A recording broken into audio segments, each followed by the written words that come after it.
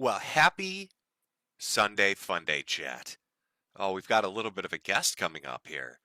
Hopefully, if Daddy Jim doesn't fuck up the technical aspects of this. I'm not known for my mastery of technology, especially when it comes to these computer things and all these apps and programs. I'm not very good at it. I'm talking to a guy that used Skype for like 20 years. I rode that shit into the dirt. I'm kind of a little old-fashioned. So hopefully we can get this guest on. We'll be doing that in just a little bit here. Let me just get things arranged a little bit. You might have noticed the YouTube super chats are off. The town I live in, we've got like 482 fucking banks here. So we switched banks, found a place that was a little better, had a little bit better interest rates for savings accounts and all that. Thought we're being super smart. I forgot. I forgot when it comes to Google and YouTube, nothing's instantaneous or easy. You can't just switch something over. You can't make it just fucking work.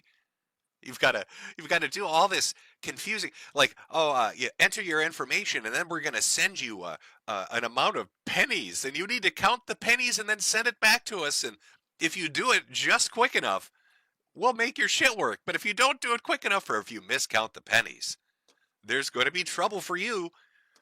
So I've got some things to work out. I haven't I don't know what's going on with it. Okay, it's not my fault. I'm smart. I'm a smart boy. All right, I've got a highly educated smart boy over here. It is in no way I've not fucked something catastrophically up. You can still do memberships and the little stickers, but if you want to send in a super chat and say something snarky, you'll have to use Ko-Fi. Ko-Fi or CashApp until I can figure out what the fuck I've done that's wrong, what I've done that's a mistake. I'll need to recount the fucking pennies. So I thought I'd do a little, I think for Sunday Fun Day stuff, usually we talk about goofy shit. This entire, I'd say, past month and a half have been pretty interesting if you've been following along with what's going on. If you haven't and have no idea about it, it'll be more entertaining. But it delves into the realm of VTubers, which are basically just its own little universe of fast growing, super popular universe that I'm too old to be a part of. I can't make the dancing pudding rig work in 3D. My bones are dust. I'd just decay into the fucking floor. It would be a horror show. But for those young kids out there, all you people that have your limbs that function, I'm sure it's a great fucking time. But we're going to be bringing on a VTuber who caught the ire of pretty much everybody. Actually, I was looking through this and I was looking through the different websites that kind of talk about them and their, quote unquote community hubs, especially over at a place called Reddit, where we all know that they have the most, neutral and normal human reactions to things, not fucking crazy people at all. Caught the reaction of them, people on social media, and of course, one intrepid reporter that was going to teach them a lesson because they are a horrible neo-Nazi. Now, I'd like you all to get your Nazi salutes ready here as I get this set up to go. Oh, how are we going to do this? What's going to happen to my audio, I wonder? Oh, oh, okay. All right. It says I'm ready. I love being ready. All right, let's see if I fuck this up catastrophically. First, let me check to make sure that the audio didn't just suddenly turn into dog shit, because I somehow managed to do that quite a bit. No, I think it's good. All right, let's send my invite out to our mystery guest. Can you guess who the mystery guest is? Oh, I guessed. I probably not. It's probably still a mystery to you. Hold on. Okay. Now, we're dual streaming, by the way. So you can watch this over here on YouTube, or you can watch it over on their accounts. God, I hope they're not suicidal enough to actually dual air this over on Twitch. Oh my God. If you're listening right now, that's a horrible fucking mistake. Should I drop a few N-bombs? What's not allowed on Twitch? Oh God. Oh, this is a mistake. Holy shit, I didn't think about this. No, you don't want to do this. I was banned. I'm pre-banned on Twitch. I forgot to mention that. I made an account and I never streamed there and they banned me. Oh, this is suicidal. Let's get it going. How to kill a career in 5 easy steps. Here we go. Step 1, send the link. Step 1, the link is sent. Oh, oh, this is a catastrophically bad idea. I really probably should have thought it through a little bit, but I didn't. Oopsie. Whoops. Oh no, that was oopsie doodles. Let's see if they got it. Let's see if they come running into this, the little meeting thing where we can share our audio. Let's see if they come running into it and they accidentally leave their webcam on and they're butt naked. That's a feeling I get. Most VTubers probably do that. They're completely fucking nude when they're on screen. Just naked as the day they were born. Covered in filth. Fast food orders, used diapers, piss jugs. Just a bouquet of smells you really don't ever want to encounter, I'll be honest. Just terrible things. Horribly terrible things. Uh-oh, I think maybe they're reconsidering this. Do I want to join this fucking audio call? Huh. I didn't really think about that. Do I want to let this particular individual onto Twitch to say horribly racist and, well, words that really aren't even in the dictionary anymore? They're like so old-fashioned in their slurs that we don't really keep account of them anymore. Give them a few minutes here to join. Have they been struck by lightning? Have the gods reached down and decided VTubing has reached a point where it shouldn't proliferate anymore? It's not allowed to continue anymore? Maybe, chat. Uh-oh. People saying quiet Jim. Oh, hold on. Hello?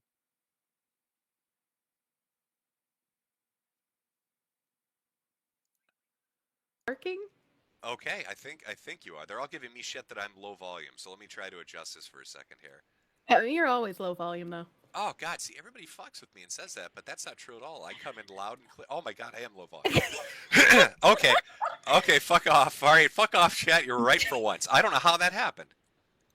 You know, if you had just fallen for the pipeline and used Discord, it wouldn't be an issue. But we're using Google Meets like we're some sort of Intel meeting from a decade ago. The computer is literally fighting me. Every time I get out of sound settings, it goes from 65. It just dropped again to 52. I don't know what the fuck this thing is doing. I'm gonna have to. It's dropped to 38. What in the Sam hell is going on? It's just like me. My computer also fights me on absolutely everything, and I have no idea how to fix it. So I just accept my fate. It's gonna obey me. I don't care what it. I did it again, son of a bitch. Is there a feature in here that just says "Let me fuck your audio into the dirt"? I wish. Oh. I have like a booster for YouTube, but not for anything else. Oh, hi, we're Google. Let's just fucking wreck your shit. Settings. Let me see. Is it okay? Microphone. I'm sorry. As I'm doing this live. See, I don't check anything ahead of time. I'm horrible. Well, your spine is already collapsing in on itself. Would becoming a femboy for using Discord really be that worse of a fate? Well, see, when you're this crippled, and, okay, not only am I hideous enough as a man to try to pull off the woman thing, when you're this crippled, you don't even have the energy to like put the makeup on. It would really be a poor effort. The only person that would be sexually attracted to me in a dress would be short fat otaku. Oh, I mean, fair. Dev would like it. I'd be like, hey, baby, I didn't even shave. He'd be like, that is the hottest shit ever. You were the prettiest girl I've ever met. Yeah, just throw some of the blush on the beard. Hide it a little bit. Oh, yeah. Oh, there you go.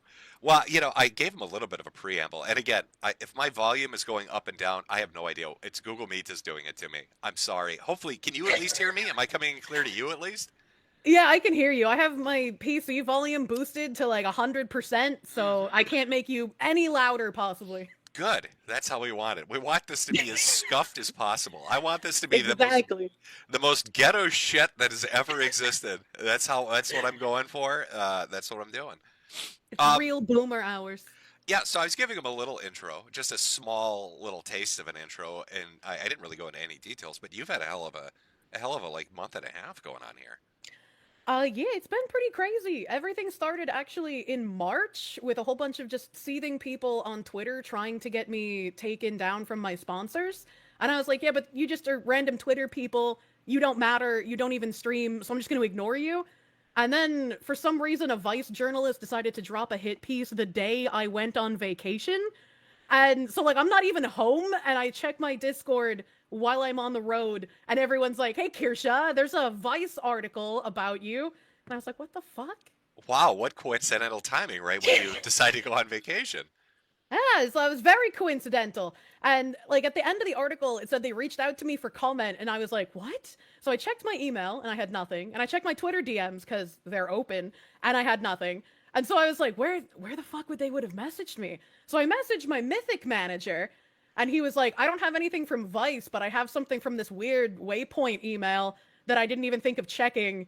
And they sent it before I was even in office. I think they sent it like 15 minutes before they put the article up, and like 3 hours or some shit before the workday started because he's Pacific time.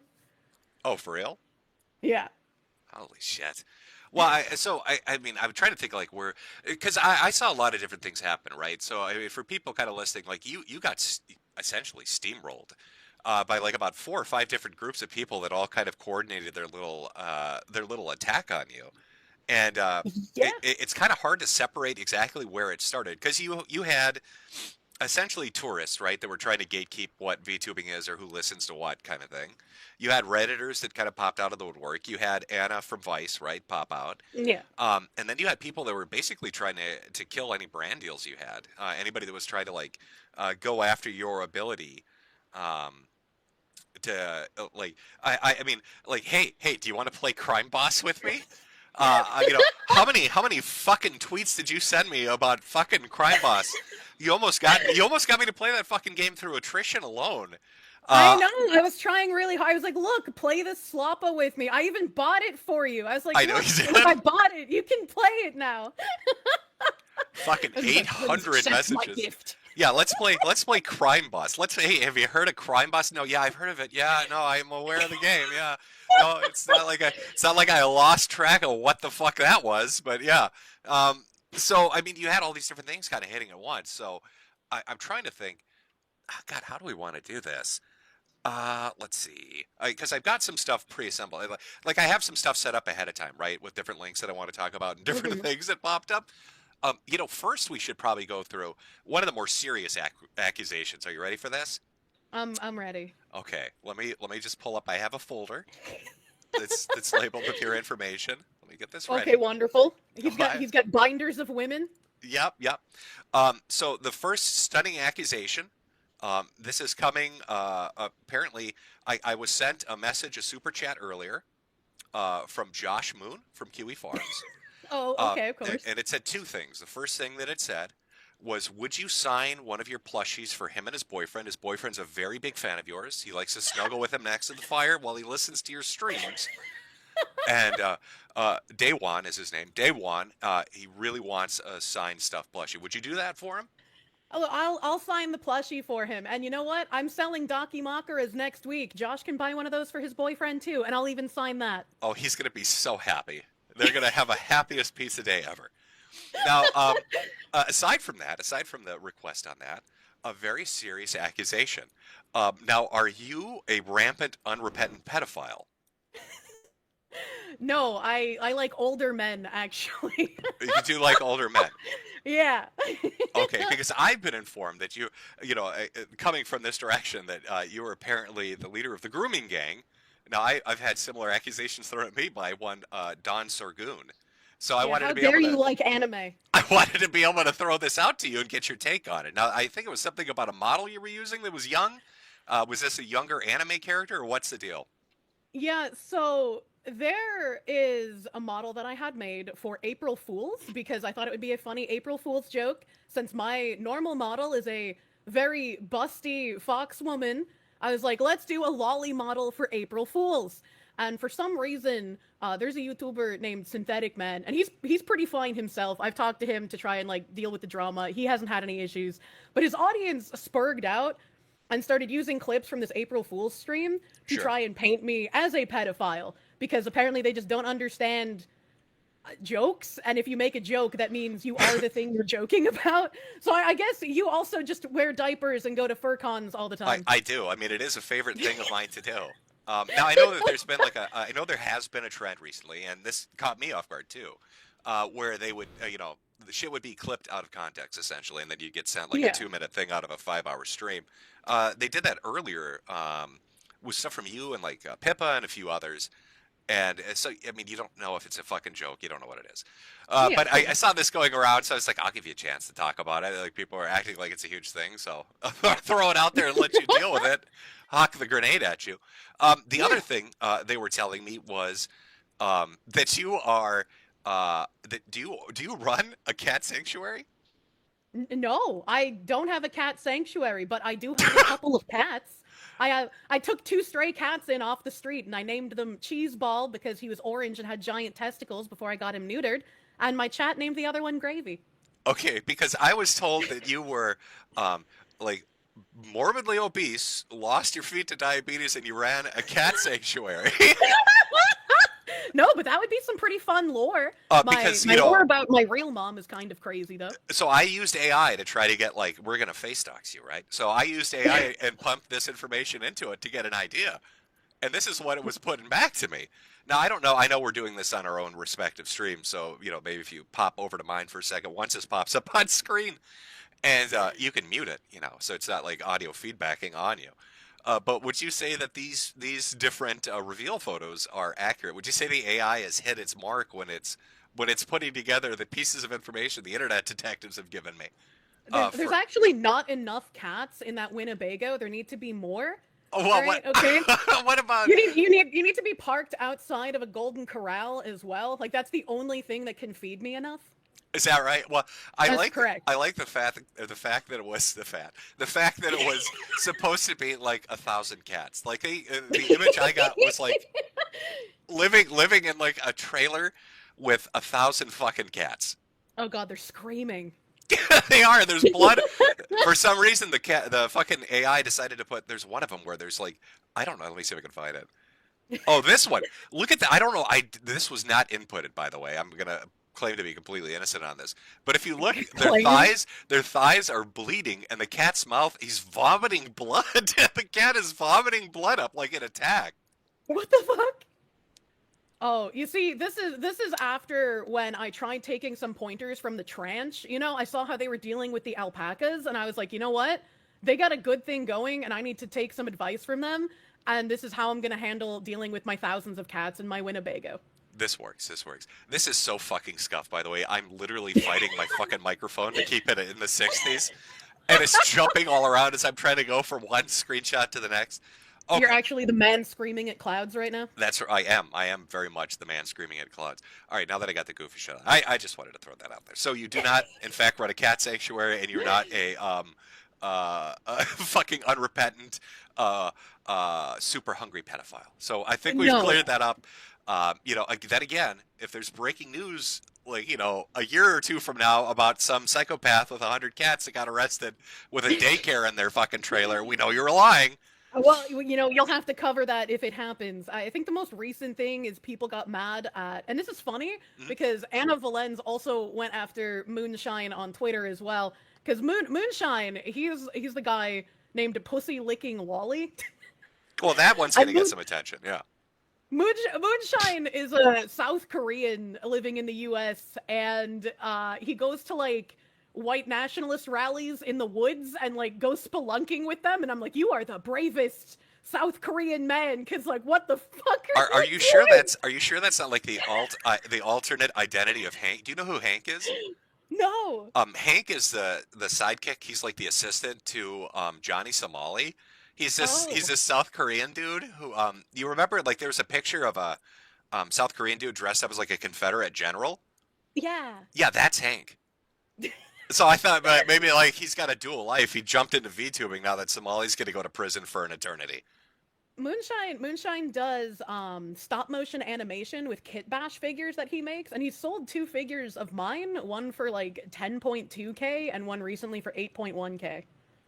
When we use the point K thing, are we talking money or is this like Yeah, money, like American dollars. Like someone paid $10,000 for his model of me, and they're crazy, and I love them. and what was your commission? What percent did you get of that? Oh, none. That's Massa Moonshine. He gets to eat. So yeah, that's a really good average. Boy, I sure do love it when people make tens of thousands of dollars and I get jack shit from it. By the way, Yeah, play well, he's by my the way, friend. play Crime Boss. Yeah, by the way. Yeah, no, I love my friends though. And he's also married, which makes it funnier when people when people say weird shit about him. Oh, so let me pull this up here. So I was going to start with a Reddit mega post. Have you seen this? Uh-huh. No. I heard about the Reddit mega post and I saw like a couple of links from it that linked to just obvious jokes. Like one of them I think was like, her fan name is literally Ku Klux Kirsche. Here's one of her fans joking about it. And it's like, no, they were joking about it because people who hate me were calling me that. Like, Well, yeah. So basically, you got dogpiled. Yeah, and one of the people leading that was a journalist over at Vice, right? It was Anna Valens. Is yeah, that how you say it? yeah, yeah. And you can kind of feel, you get the feeling too when you're looking through this as it was kind of taking place, that they were sort of directing it or helping to kind of facilitate it. Because even in this Reddit mega post, right, on this subreddit that's got 250,000 users about VTubing, Oh, that's a they lot. link directly to Anna Valen's article about you, and the first one, the Vice article, right, that started all of this. But it says, evidently, it is necessary for this compilation to exist. So I'm just going to load out the information in its totality. Should be fairly incontrovertible proof and can be linked to anyone who needs to quickly demonstrate that Kirsch is seriously bigoted to the point of functionally being a neo-Nazi without needing to have to write all of it from scratch. And yes, a large chunk comes from sources linked to the Vice article, obviously, with Anna Valens. Obviously. So like there's one, Kirsch supporting Osmond Gold for saying that every trans kid is actually a victim of a parent with mental illness. I mean, that's just true. And Asmongold might be balding, but he's not a neo-Nazi. Well, and it's funny too that this is one of the leading things because it kind of goes back to Alan Valance, but we'll get to that in a bit. Kirsch weighing in on the Worcester, Massachusetts City Council voting to be a sanctuary city for transgender and gender diverse people. I remember There when were that came out. even Yeah, there were even trans people like with dysphoria who were just like these are freaks. Like these are people who look like clowns going up there and saying things. Well, yeah, no, they were fucking psychotic. Yeah, Yeah. when they were doing it and talking about how they felt like they were going to die, and they were being hunted, even though, like, hunted for what? In Massachusetts of all places. Like come on, dude. Right, in the most suburban white middle class area that's existed. Kirsch dog whistling about how trans women are a threat to lesbians. I don't even remember what that is. What is that? Let me click this one. I can tell you exactly. Where does this? Oh, of course it goes. Of course it goes to. Uh, oh my God, it's redirecting me. Hold on. I don't know what curse shit I've just clicked on, but of course. Oh no. That's okay. I got some real curse shit for you later because we got some real weirdos in the VTubing sphere. Oh, here we go. It's interesting how Twitch made the Pride Guild to be inclusive, but while Kirsch can just call trans women man and mentally ill without issues, you can't even type the word trans chat or use it in the clip title. This isn't free speech; it's hate speech, and that's What? a Twitter from Niara VT. I'm Oh, sure. I'm gross. sure. Yeah, you remember that one. Yeah. Yeah, And I don't understand that one at all. no, it just it goes down listing all these, but like everything I when I read through this, it was all a tweet or a fucking joke on stream. Yeah. But they seriously tried to fucking essentially what happened is they tried to strip away all your sponsors. They tried to get you banned. They tried to take away your monetization. It was like a directed effort, and it was over a month long. Yeah, it was insane to just have to deal with this so constantly and it feels very obnoxious to have to correct lies so often and especially when I'm getting pelted from one side for being a Nazi and they're going after my sponsors and then being pelted from the other side like, "Oh, this bitch is a liberal pedophile." And it's just like, "What? Please let me catch a break, brother." Well, what I've noticed, like with the VTubing stuff, is I always thought the internet was cyclical with what got popular. You had Let's Plays for a Yeah. while before that, like retro video games and people getting overly mad at them, that kind of thing. But like VTubing is like the next thing, at least as far as I'm concerned, because you can see the audience migration to it. When I look at like a lot of VTubers now, like Peppa or people like that, their audiences have exploded. Like yours has grown quite a bit. I mean, you went Yeah. from being smaller, now you have like what 70,000 followers on Twitter, 50, 60,000 on Twitch. It's like this thing that's growing and growing and growing. And a lot of what it feels like when I'm reading like all these complaints that are coming at it is like sour grapes. It's people that are pissed off they didn't jump on the gravy train and don't really understand it a lot because they don't get the in jokes to video games or anime or any of that shit. And feeling like they can't get involved, so they're trying to tear it apart to restructure it somehow. Well, I feel like anyone can really get involved with it, right? Like nobody says, "Oh, streamers fell off. Like there's no point in becoming a streamer now Sure. because, nobody watches that anymore." And I kind of felt like VTubing was a natural progression, and I know VTubing comes from idol culture in Japan, so it's diametrically different in that way. But I grew up, right, like in middle school and high school, I was watching people like Sargon, like yourself, like other people in the so-called skeptic sphere back then, and everybody used like PNGs, right? Everyone was a PNG avatar. They didn't show themselves. And so using an anime avatar is just the same thing in my mind, except it's anime instead of like a Western drawing. Like even Josh uses like the slobber mutt and the news hamster, right? So it doesn't make sense that some people have such a rabid anime hatred if they also come from that same sort of sphere. And like give a little bit of leeway to like Jersh because of all the stuff he dealt with on like 8chan and whatnot back in the day. Well, and I'm not even really talking about, like, I get Josh, and his anti-anime thing, but I'm not even really talking about him specifically. I'm talking more about, it seems like the majority of these people come from Reddit. Yeah, Um, that's not, I guess, the shit on every Redditor, but from what I've noticed, a lot of them seem to come from Reddit, and they'll have like a Blue Sky account. You can almost, when you're looking through their social media, you can almost kind of pinpoint exactly who they are based on what you're looking at, because they have all pretty the much. shit in their bio you'd expect from the different, pride flags and pronouns and links to, yeah, like Blue Sky and shit like that. But I don't know. It just seems like a concentrated group of people that aren't really into it that just want to fuck it up because they're mad about it for some reason. Yeah, all the like Redditor and Tumblr people want to come in and be like, "Oh, this is just another space that we can push all the bigots out of." But it like anime has always been like more. I want to say right wing. I don't want to like use that as a solid thing, but it just feels like everyone who had been into anime always made like edgy jokes, always made edgy references, always was into like edgy kind of content. And so it doesn't really make any sense to try and come in and sanitize everything and then claim like, oh, these kind of people can't be here when it's like those were the native people. Like you're posting on stolen tubes, man. Well, right. I mean, like, I think everybody here has seen at least one episode of Cardcaptor Sakura where she's listening to a Hitler speech. So, I mean, of course, anime is very right wing, but Yeah, um, every K-On fan is a Nazi. we know this. It's factually accurate. I mean, you can't watch Sailor Moon without Mercury or Mars trying to put somebody into an oven. Exactly. It's concrete proof. I don't know what's with these people, but Yeah, I don't understand. But yeah, so I mean, what do you think initially drew their attention to you? Because I mean, you had this group kind of dogpile your ass, and we'll get more into it. But they're compiling lists, they're writing hit piece articles. What was what was the thing that started it? What drew them in? Did you piss on the hornet's nest or what? I wish I could tell you because this originated from like some seething fan of like Niji Sanji. And Niji Sanji has like a bad reputation in the VTuber sphere. Like they're called a black company. People make their name into like a little racist term sometimes, and they've had a lot of controversy where they've driven some of their talents to attempt to commit suicide. They've terminated their talents. They've treated them very poorly. There have been some talents who make racist jokes and they get terminated for it. Other talents make racist comments that are very clearly not jokes and nothing happens to them.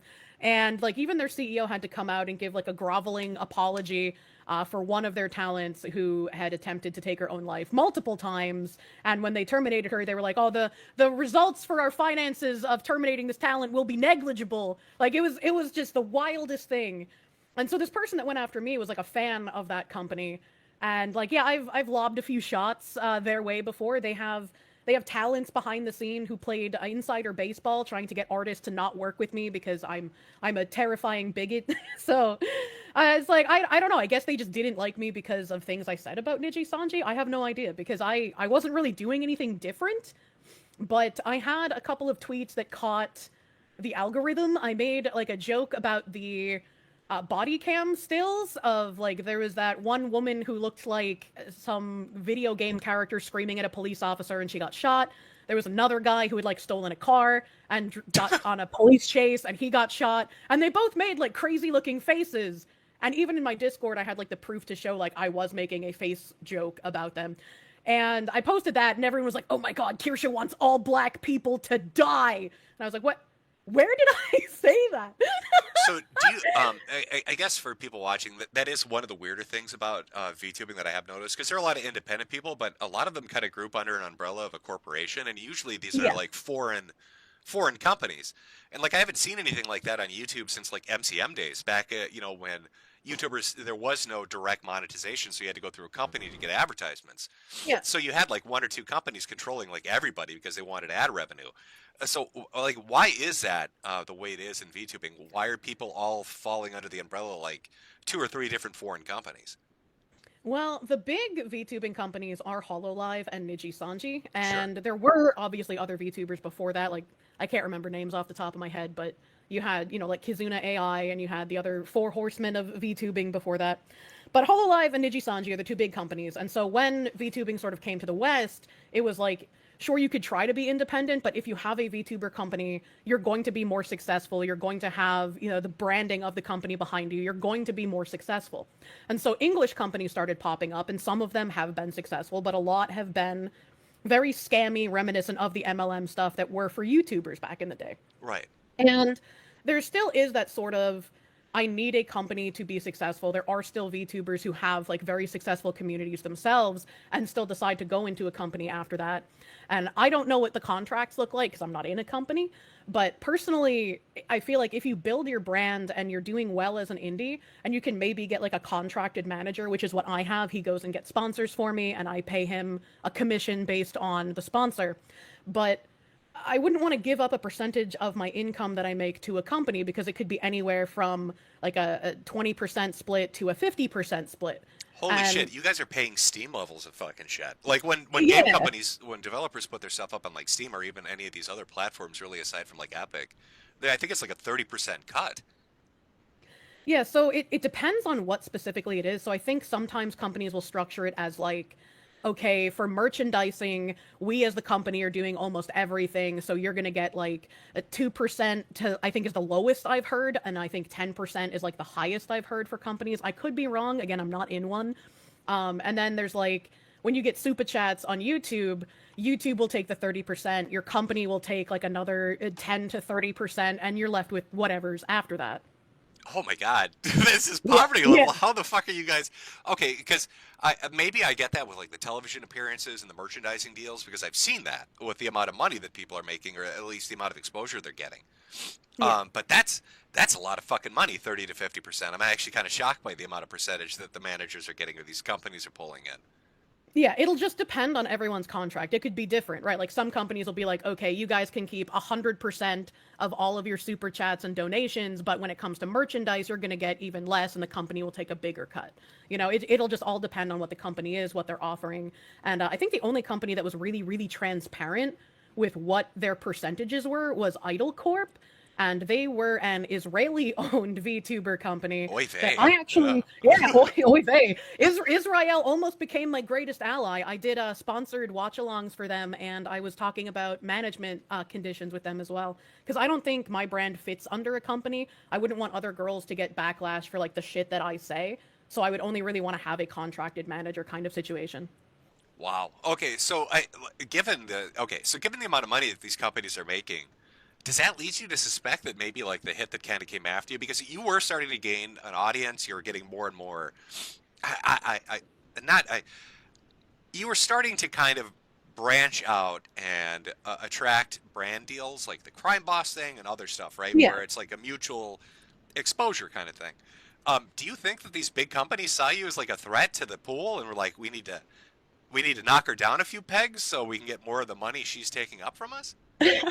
I really doubt that because I mean, there's way more successful indies than me. Like if you look at Fillion or Shy Lily or like Bow the Whale, they all get higher viewership than I do. They're less controversial than I am. They make a ton of money.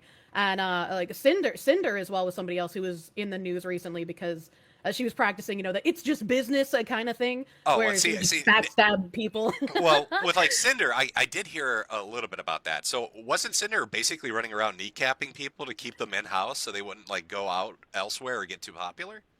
Yeah, so she was friends with a bunch of people, and they all used similar artists because once you get like really large in VTubing, you obviously want to go to the very well known artists, and you get very good models, very good rigging. You don't have to worry about people scamming you quite as much, except for Bao. Unfortunately, she seems to get scammed very often, and it's very sad, and I feel bad for her. But Wow, that's tragic. What's Bao's contact information? I got a hat deal for this person. don't take advantage of the whale. She just wants inflation pornography. We can put that on a hat. You know what I'm saying? I'll figure out a way to make that work. The Ethan Bowberry. And There there's just, I don't know. I forgot where I was going with this. That happens often. Okay. Well, yeah, no, I just brought up Cinder as it's like an offshoot thing. So, okay. So this starts. You don't really know exactly what started it, but Yeah. they're kind of gunning for you, and it starts to kind of pick up momentum. But this fucked with your money. This fucked with your ability to do what you do. Yeah, it was really unfortunate because like I had all these people suddenly believing a bunch of shit about me that wasn't true. And like I probably overshare on stream compared to other people, you know? So a lot of my growing up is known, and I've never been shy about talking about how my mom kind of abandoned us for a few weeks. Like I thought she was going to the grocery store and she didn't come home, so I was like, okay, maybe she got drunk at a bar and I'll see her in a few days. But Wait, after she like really did that? Like the actual "I'm going to go get milk," but never came back? yeah, she did that all the time. She would go get drunk and then, you know, either get arrested while she was out or just like stay at a friend's place and then come back a few days later and be like, "Oh, sorry, I was out drinking with friends." Oh, brutal. Yeah, you know, that's wonderful. But at one point, she was gone for like a week and finally called and was like, "Hey, I drove to North Carolina. I lived in Massachusetts, by the way, at this point. So she drove from Massachusetts to North Carolina for reasons unbeknownst to me, even as a child. And she was like, I met a guy at a bar and I'm bringing him home with me. I can't wait for you to meet him. So she was gone for like two or 3 weeks total. And she finally comes home and this guy walks in. He's not wearing a shirt and he has SS tattooed over his heart and he has multiple swastika tattoos. Oh my God, a Sweetie Squad member. I know, Sweetie Squad back in the day. So she dated him for probably about a decade, and he was not a good person. And he also, I thought you were gonna lean into that. Like she dated him for like a week, but a decade. oh no, yeah, Not only did she date him for a decade, he convinced her to get swastika tattoos, and she also got the SS tattoo over her heart with his initials because she's crazy. And I was like, Mom, why are you getting swastikas tattooed on you? You literally rented out my bedroom to a large black man. I don't understand. And even to this day, like she hasn't been dating him in a long time. But the last time she lied about killing herself, I found out that she was cheating on her weed dealing husband with the Nazi. Because my brother let it loose that she likes to pretend that she's bedridden, but when the weed guy goes to work, Are you like she'll get up and go fuck the your Nazi. your life is like the American version of the Trailer Park Boys? What the fuck am I listening to? Yeah, yeah, that's why I don't have any VTuber lore because I wouldn't be able to remember it, and I think my life is actually just enough. Holy shit! In one paragraph, you went from her neo-Nazi boyfriend to the black guy she dealt drugs with living in there, and and there's a prison trip and drunken wanderings around the country. Just a typical week at my house. Yeah, it's I'm throwing a lot of information at you at once, but there's a lot of mom lore when it comes to me. My mom was not a good person, and so like watching people online call me a neo-Nazi with like what I grew up with is always hilarious to me. It comes at rubs you the wrong way, does it? Yeah, it's just like what the hell, dude? If they actually had to deal with my mom or the people she dealt with, like they would crumple.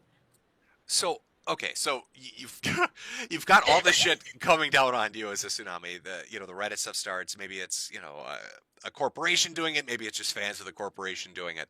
But then we get the journalist that jumps in. Yeah. Right. So Anna, let me pull this up on stream because it's not enough that they're just kind of starting to fuck with you. They actually write this. Why is the gamer subs VTuber pushing the great replacement theory? Meet Kirsche. One of her fans is a bona fide Nazi. Yeah, I had a plushie sale back in like end of November, beginning of December last year. And I had been retweeting all of the plushies because they finally started shipping in April. And obviously, I appreciate anyone who buys my merchandise, right? Like you're spending money on me. Thank you. That's wonderful of you. I appreciate it. So I'm retweeting all these plushie pics to show off fans showing their plushies. And one of them was a femboy. And I was like, oh, I like your gloves and your boots. They're cute. But apparently in one of his pictures, there were like Nazi books. And there was a swastika on one of them that was like 2 pixels wide. And I didn't inspect these images like a forensic detective, so I didn't notice it. And then everyone was like, oh my God, we knew it. She's a Nazi. This confirms it. Well, I mean, shit. When I did when I did the DeviantArt series, making fun of like the different artist groups, Hmm. almost every episode that I did on that, I'd have people from that particular group, the people I was making fun of, send in like fan art of shit. You never know who's gonna watch your shit or who's gonna Yeah, like it. right. Especially if you're not like outwardly courting it. I've never seen a stream of yours where you're dressed in Nazi regalia, so I don't know how that's on you. I don't even have anything that looks like it could be misconstrued as Nazi regalia, even. So, but I mean, you went through it because we hadn't seen this for a while, right? Okay, so as gay as it sounds, back during GamerGate, right in 2014, Yeah. a lot of the people, anybody that would kind of speak out against that or even talk about it in a non-neutral way, would get just fucking hammered by journalists. And then that kind of went out of fashion because there was blowback for that, right? And Yeah. it seemed like it was kind of a dying art. You really didn't see it outside of politics. Like outside of Trump getting shit on by everybody in the media, most normal users didn't. But you actually had this happen to you where Anna was like, they were out for blood. I mean, it wasn't just one article. They were tweeting about it. They were talking about it constantly for a fucking month. It was insane just how, I guess, hard up they were for trying to commit like life ruination. Like these people genuinely wanted to see me have all my sponsors drop me, have my audience go away, chase me off the internet. Like they were like, some people don't deserve a platform. Anna was even trying to call this VTuber gate as like a gamer gate equivalent. And I was like, that is so cheesy, man. Yeah. Like VTubing is niche, and so there's cancellation attempts occasionally. Sometimes they'll work because people, court that kind of audience, and their audience is just like, oh, we hate you now, fuck off. But like, it's kind of rare for it to actually succeed, and I'm kind of glad that it's going away at this point. Well, it just again, I mean, I feel like there's part of it. I mean, yeah, I get there's an ideological bent to it, and there can be other reasons like trolling and stuff. But it just I feel like there is a pull to want to attack it because of how popular and profitable it's become. Um, like fuck, I mean, look at like Roblox. There's a game in Roblox, some farm simulator. The kid that runs that, he's like 16, has made, I think he's almost at like 10, $20 million off a That's fucking. insane. Yep, yep. It's a stupid fucking farm simulator that like 100 million people play. It's ridiculous. That Um, is ridiculous. but when you hear about somebody young, right, who doesn't really have anything going for them, they made that amount of money. I think it just pisses people off. And I wonder if You're part of right. part of what Anna's pissed off is they're thinking like, oh, you're doing this VTubing thing and you're talking to video game companies, you're talking to other people doing this on your own. And that's kind of what I wanted to like segue into was what happened with the crime boss thing. Because Yeah, I and remember they you talking about this fucking game nonstop, nonstop cheerleading this fucking game, I unendingly loved that positive game. about this fucking game, and then they basically shove a knife into your back. Yeah, it was really disappointing because I mean I felt like I was the only one who talked positively about the game. It came You out in you literally 2023. were. You literally were the only person I heard online talk well about this game. So it fucking floors me that they did this. They weren't even being added. Like everyone was focused on gamer subs or U2s or Uwu Market because that's like where my merchandise was. And so the fact that like they had zero backlash, they had nobody publicly talking to them. I'm sure they had some like other creators behind the scenes who probably messaged them because in the creator program there were three of us. Sure. I can't remember the names of the other two creators, but there were three of us that were basically building the creator program for in-game studios. And when they like released our names, and one of the other creators, I think it's like Mario in a top hat or something, when he found out that I was a Trump supporter, he was just like, I don't want to be in a creator program with a Trump supporter. That's a Nazi. And I was like, what? I don't give a shit what you are, bro. Like we can be in the creator program and just Did you never did you interact. explain Like to I him don't. where you're like, there's Chuck Norris in the game, right? Like you I understand didn't. I who's in didn't the even have fucking a game. chance. I didn't even have a chance. I was just told like, oh yeah, so one of the other creators left because you were a Trump supporter, but like also I'm a Trump supporter, so we didn't care that he said that. But I guess Vice dragging me for tweets taken out of context was too much for them to handle. And I was really disappointed because I was like, hey, would you like at least talk to my Mythic manager? Because like this is all out of context. I'm getting in touch with a lawyer. I'm going to be dealing with this. This is libel. And they were like, no, it's a unanimous decision. We can't work with you anymore. Now, I mean, I know we're kind of jumping ahead a little bit to the end of the story, I guess. But have they reached out after all of this, after the fallout, after the articles got taken down, after Anna No. slunk off into the fucking sewer? Nope, they haven't reached out a single time, which again makes me feel very sad because this was a game that I really, really loved playing. And that's why, like, people were like, oh, she's retarded for doing something for free. And, like, yeah, maybe I am, but, like, I really liked the game.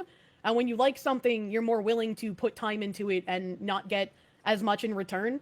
And especially because they were planning on working on making a DLC with me as a playable character, I was like, eventually I'll get my dividends, right? Like, I don't need anything right now. Yeah, because I honestly was almost considering playing this fucking thing with you because you wouldn't shut the fuck up about it. It's just like pestering your father to play a game with you. Right, right. Well, I mean, I would have rather played like something like Generation Zero, which is a fun, glitchy game, but fun. I think all the devs have committed suicide because it sold so Oh, poorly. no. Yeah, it was a sad story. They updated it and then threw themselves off a bridge. But you know, Oh my god, the devs killed themselves. Let's play their game now. well, they gave it their effort. You know, that's A for effort is what counted. But I'm kind of surprised because yeah, you did advertise this game a lot. I associated your name with it at this point. I Um, think a lot of people did, yeah. and the fact that they wouldn't reach out afterwards and be like, you know what, we fucked up, or you know what, let's just try to move past it, kind of thing. Because who's Yeah. talking about it now? Nobody.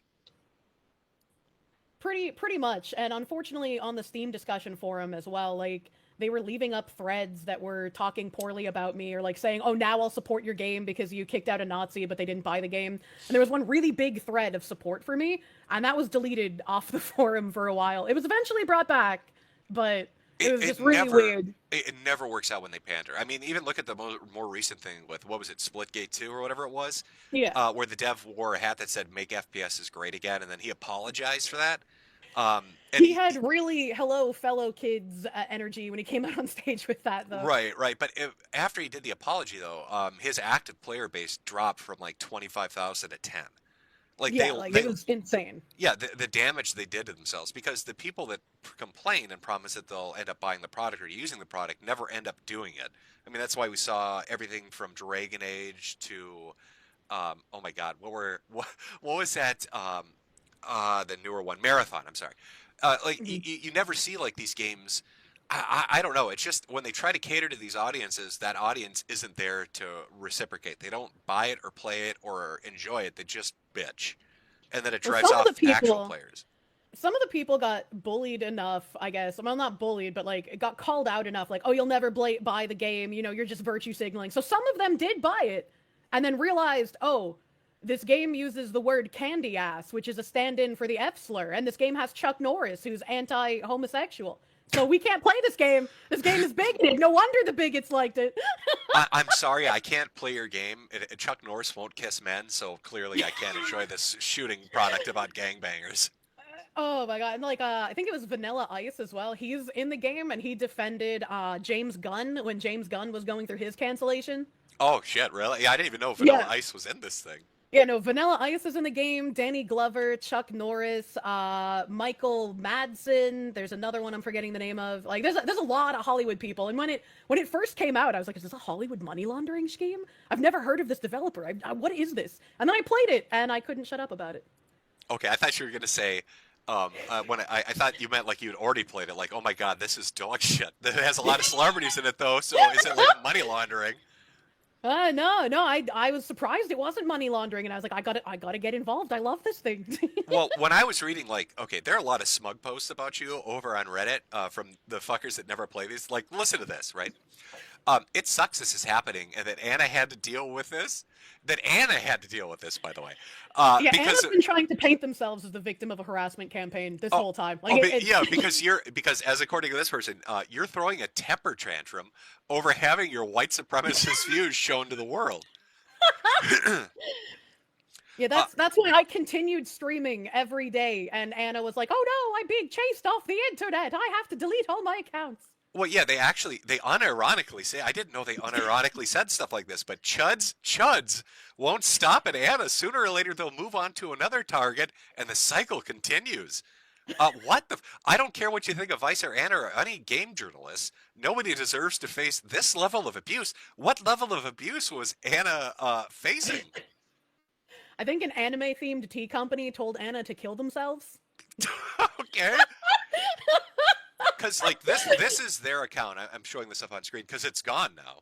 But this is their account before they deleted everything. And the picture before they had this up, I noticed in the 2 or 3 weeks they were getting attention. They changed it because they used to have a vor picture up. Oh.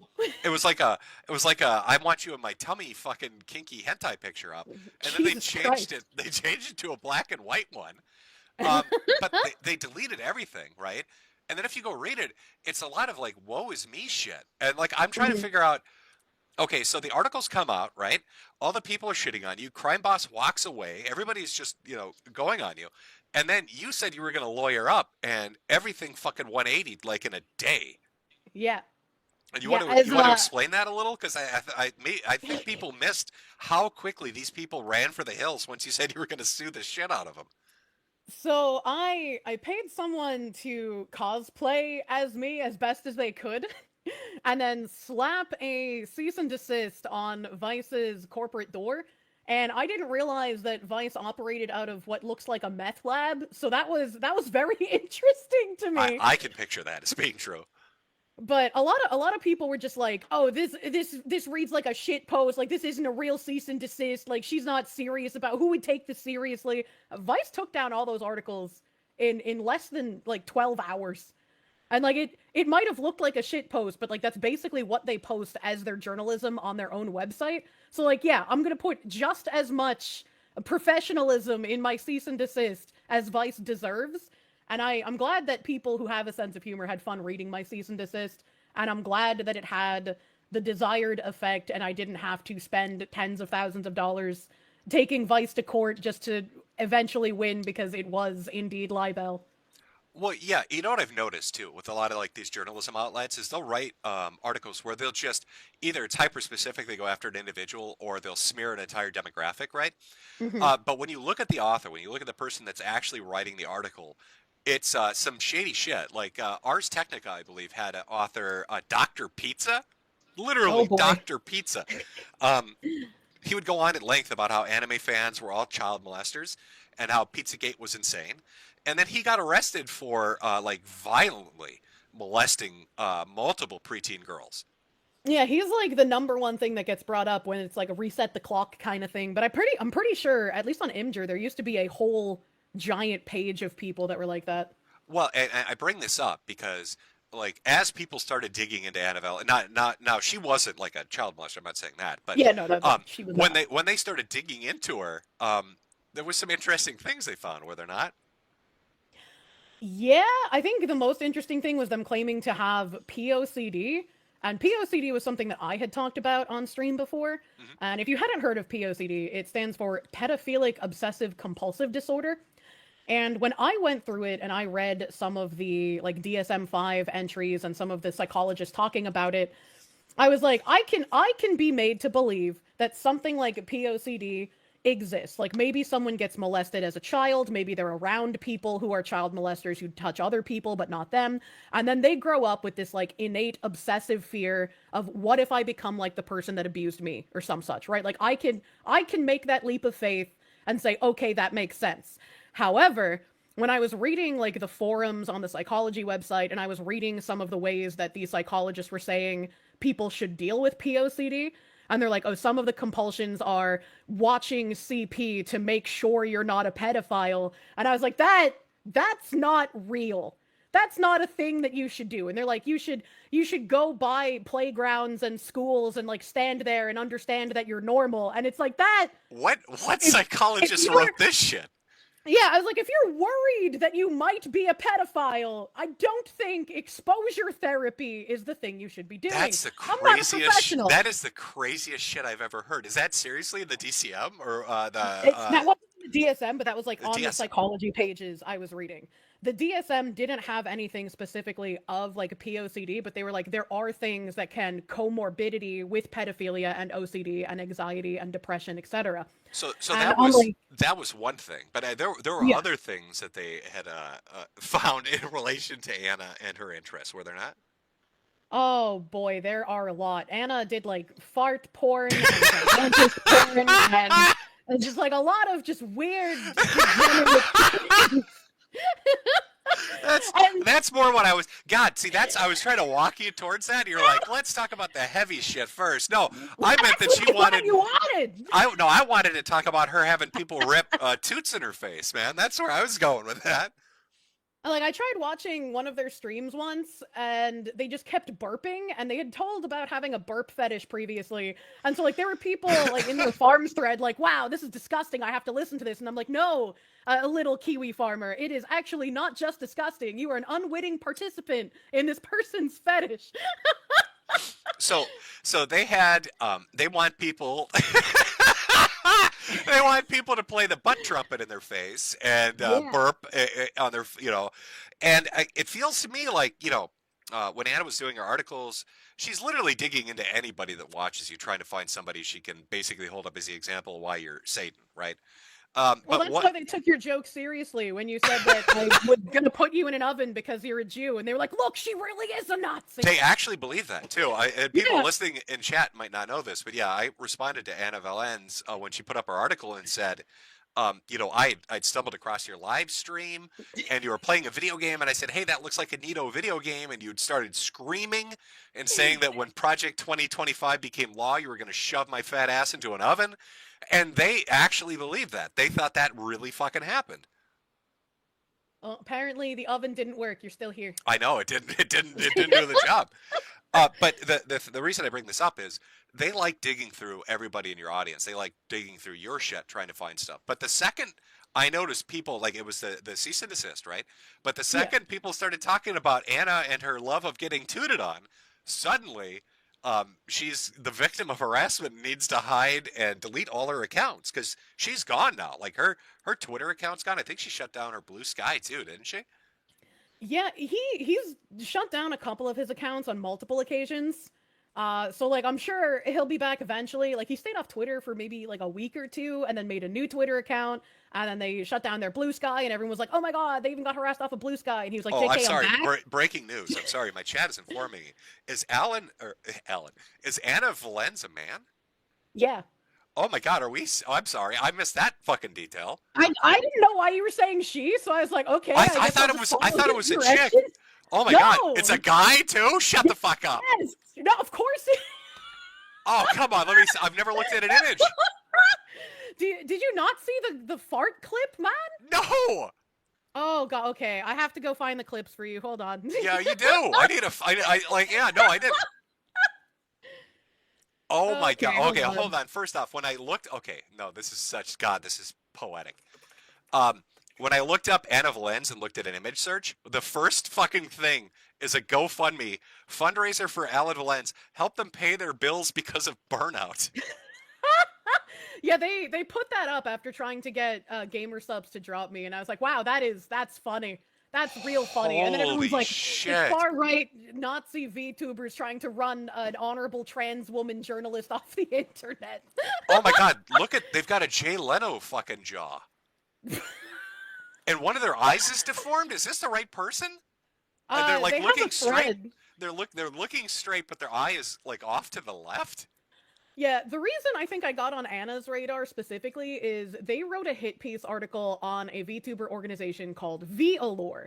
VAllure is an adult ASMR VTuber company. So all the women in the company do like lewd ASMR, you know, like blowjob simulator kind of stuff for like men, right? Like it's straight male pandering kind of thing, right? I don't want to use pandering because it sounds bad, but you know what I mean. Whatever, I get you. And Anna had asked them multiple times, like, oh, are trans women allowed to join your organization? Can trans women join? Like, do you accept trans women? And they would get summarily ignored on Twitter. And then the VAllure girls did a stream about, like, their new generation that they were going to be having auditions for. And Anna once again asked, you know, what their stance on trans women are. And the leader, I can't remember her name. Are you, wait, I'm sorry. Are you telling me your entire career almost got sunk because of a guy in a dress who likes getting farted on? And Yes. people took this shit real? The guys in Yes. Crime Boss, the fucking retard developers in Crime Boss, the fucking dense retards at Crime Boss, literally disassociated with you because of a man in a dress who wants to have people rip ass in their face. Are you fucking kidding me? I wish I was kidding you. And the ripping ass isn't even the worst part. I think the thing that everybody would post every time Anna posted anything was they have an audio that they posted on Twitter themselves willingly about how they want to put cis women in rape breeding camps and they want to beat up that cis girl macaroni in a pot pussy so hard that they'll have to change the Please, women for the love of out. God, you got to link me to this. I want to read this on stream. I want to read this on stream. Let me get a picture of this person. Then we're going to read their rape fart fetish porn. All right, so let me go to our little Twitter DM thing here. Here's the macaroni in a pot breeding camps thing for that. Oh my God, is this? You're not fucking with me, right? This is real? I'm not. This is real. I'm not fucking with you. This is something that they willingly posted. Okay, hold on. Oh, by the way, just so you know, because I'm doing this just so ghetto style, if the Google Meets drops, I just got to restart a new one because it's like No problem. such a. I'll just assume Oh my that God, you got burped on. Where is this? They put this on. Oh no. Okay. Animal Lens. Okay. Helps to implemented by major media account for killing stories on trans criminals uploading disturbing rape fantasy. It's an audio. Yep. Oh my God. All right. Hold on. Let me put a picture up so people get an idea what we're talking about. Hold on. One sec. Sorry. Let me just give me a second here. I feel like there's an entire aspect. There's a dimension of this story that I was completely unaware of. Now, I'm putting a picture definitely. up. All right, I'm putting a picture up. Tell me if this is the right person, because I don't want to start going off if I've got the wrong person. I don't want to be an asshole to some complete innocent stranger. I'm deep in my tabs right now. Okay, I'm looking. I'm perceiving. It'll take a second because there's a yeah, that's the correct person. It is? That's the right person? Yeah. Okay. Yeah, that's Anna. Okay. All right, chat. Oh boy, we're in for a treat. Let me make sure I got desktop audio on. All right. So again, this is Anna Vellens. This is audio they made. Yep. Rape fantasy audio describing cis girl breeding facilities. Here we go. In the future, there are a number of institutions that emerge.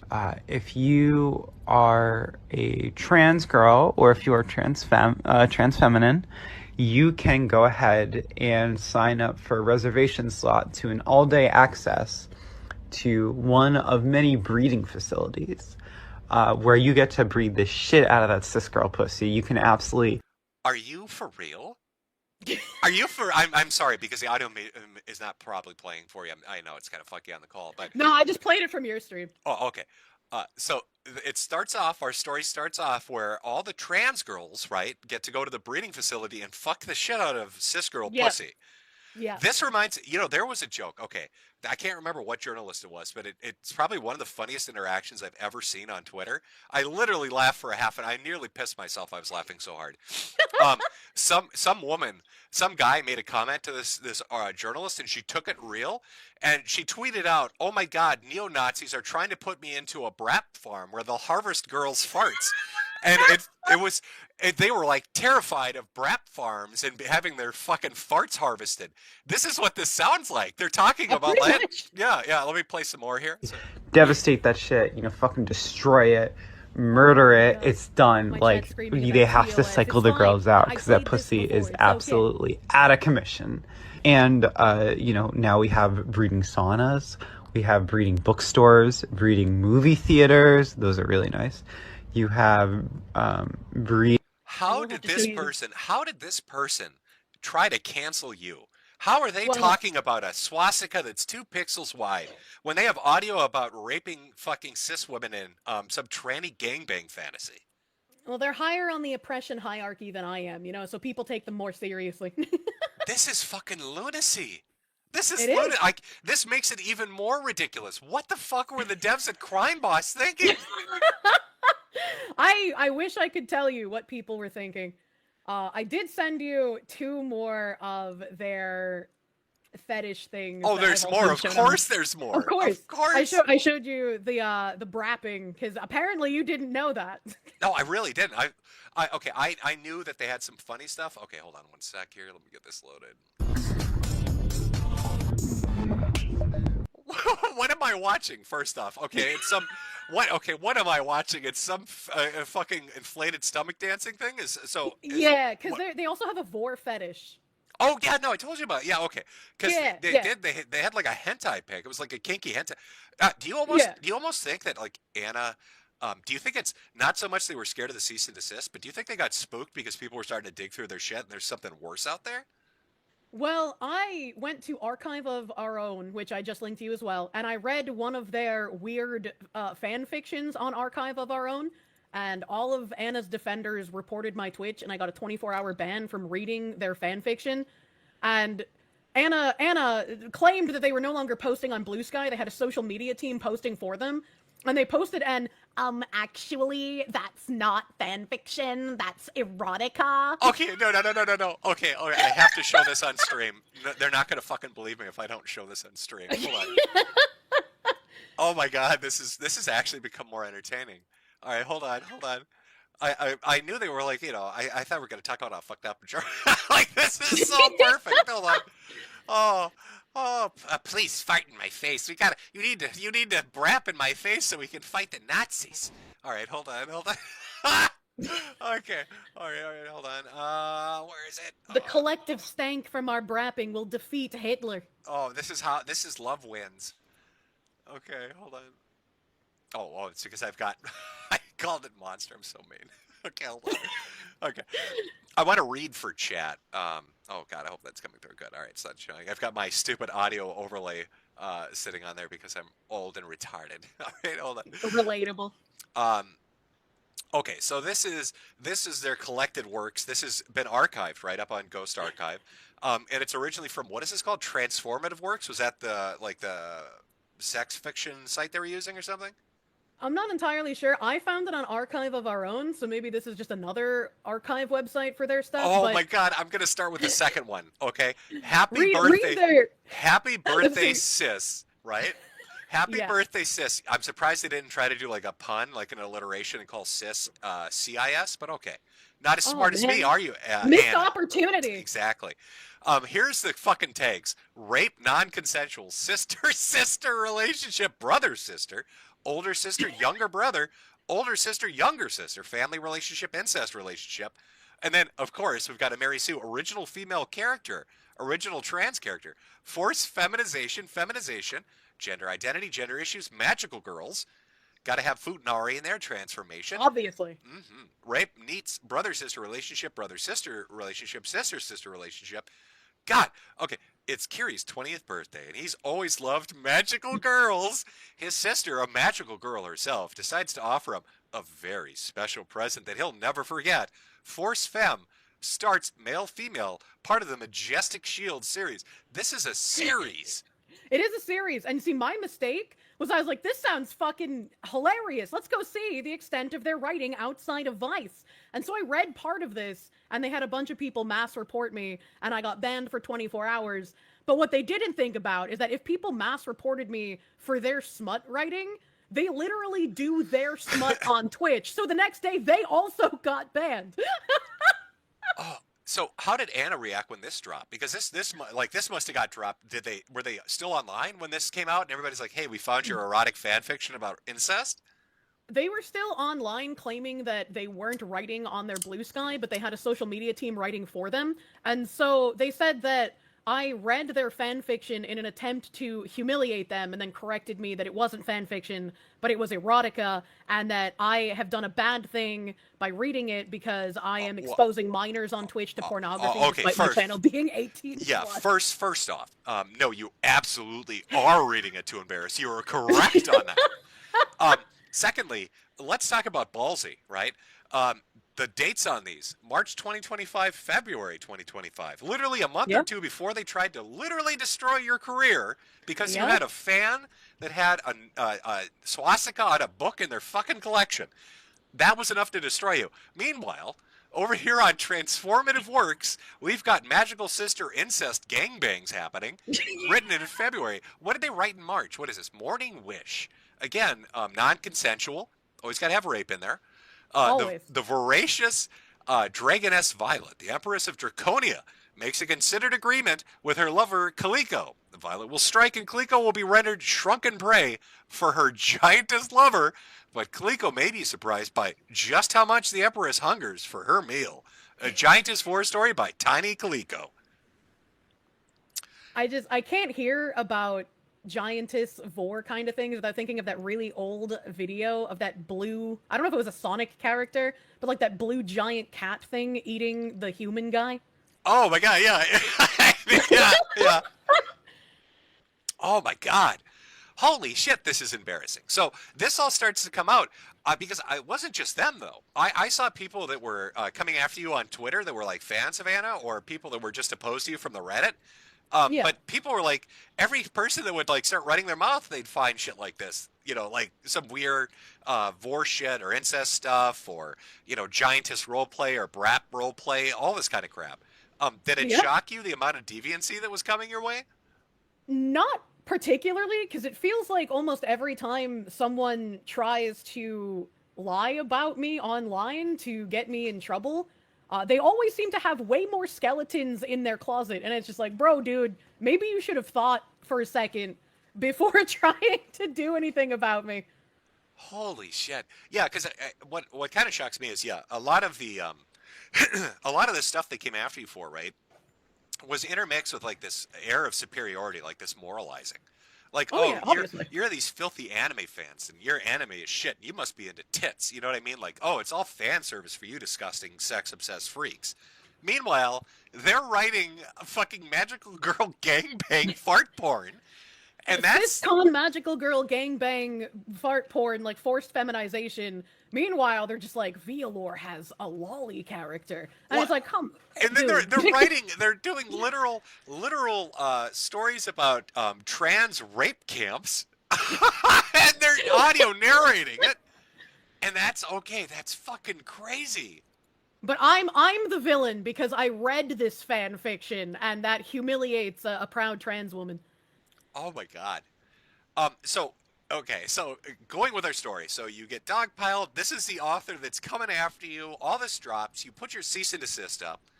And then it like 180s, right? In the course of a day or two.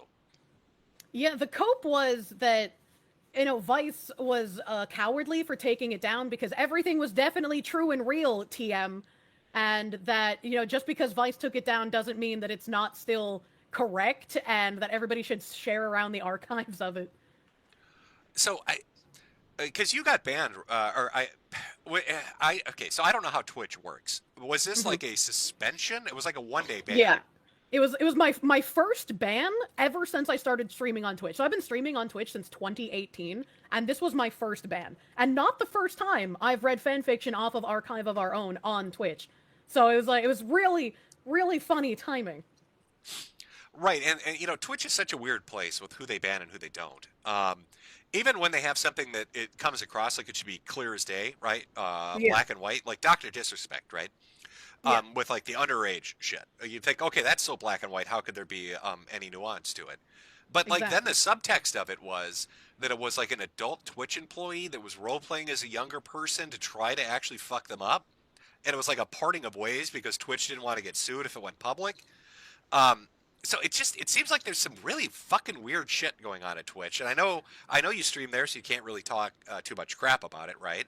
So I won't go into like Hassan and all the other stuff and how they kind of. Well, I was actually going to bring up Hassan because Oh, Asmongold actually covered like a lot of the articles going over me and a lot of the people coming after me and showcased just how disturbing these individuals are. And there's a running joke because on the vacation where my first hit piece dropped, I went on vacation and Asmongold went on vacation at the same time, and we both came back from vacation at the same time.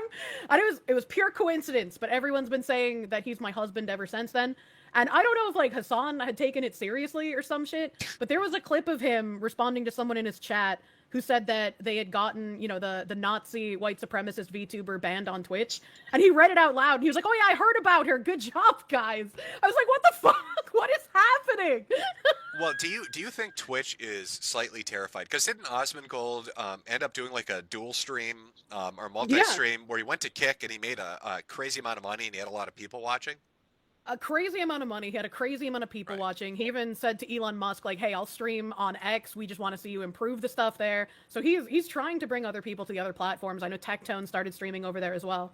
Yeah, I saw that too, and I've noticed that the people that jump ship or multi-stream or try an alternative, their audience is following them. It's not like they're in the wind with 1,000 people watching. They're end up Yeah. doing these streams and they've got 20, 30, 40,000 people on these other sites.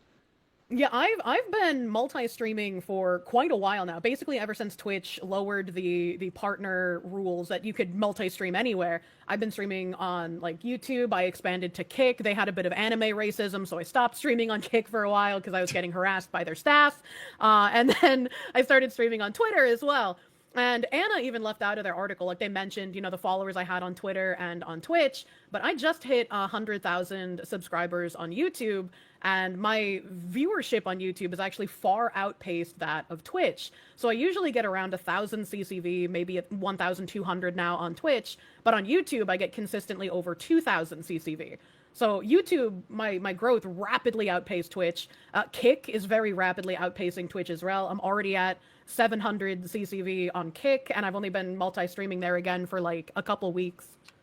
So do you think this is going to like temper them a little bit? Do you think that now Twitch is starting to realize they can't essentially hold people at gunpoint with the "you better play by our rules" all the time, everywhere? Because I know they did this to Destiny for a while.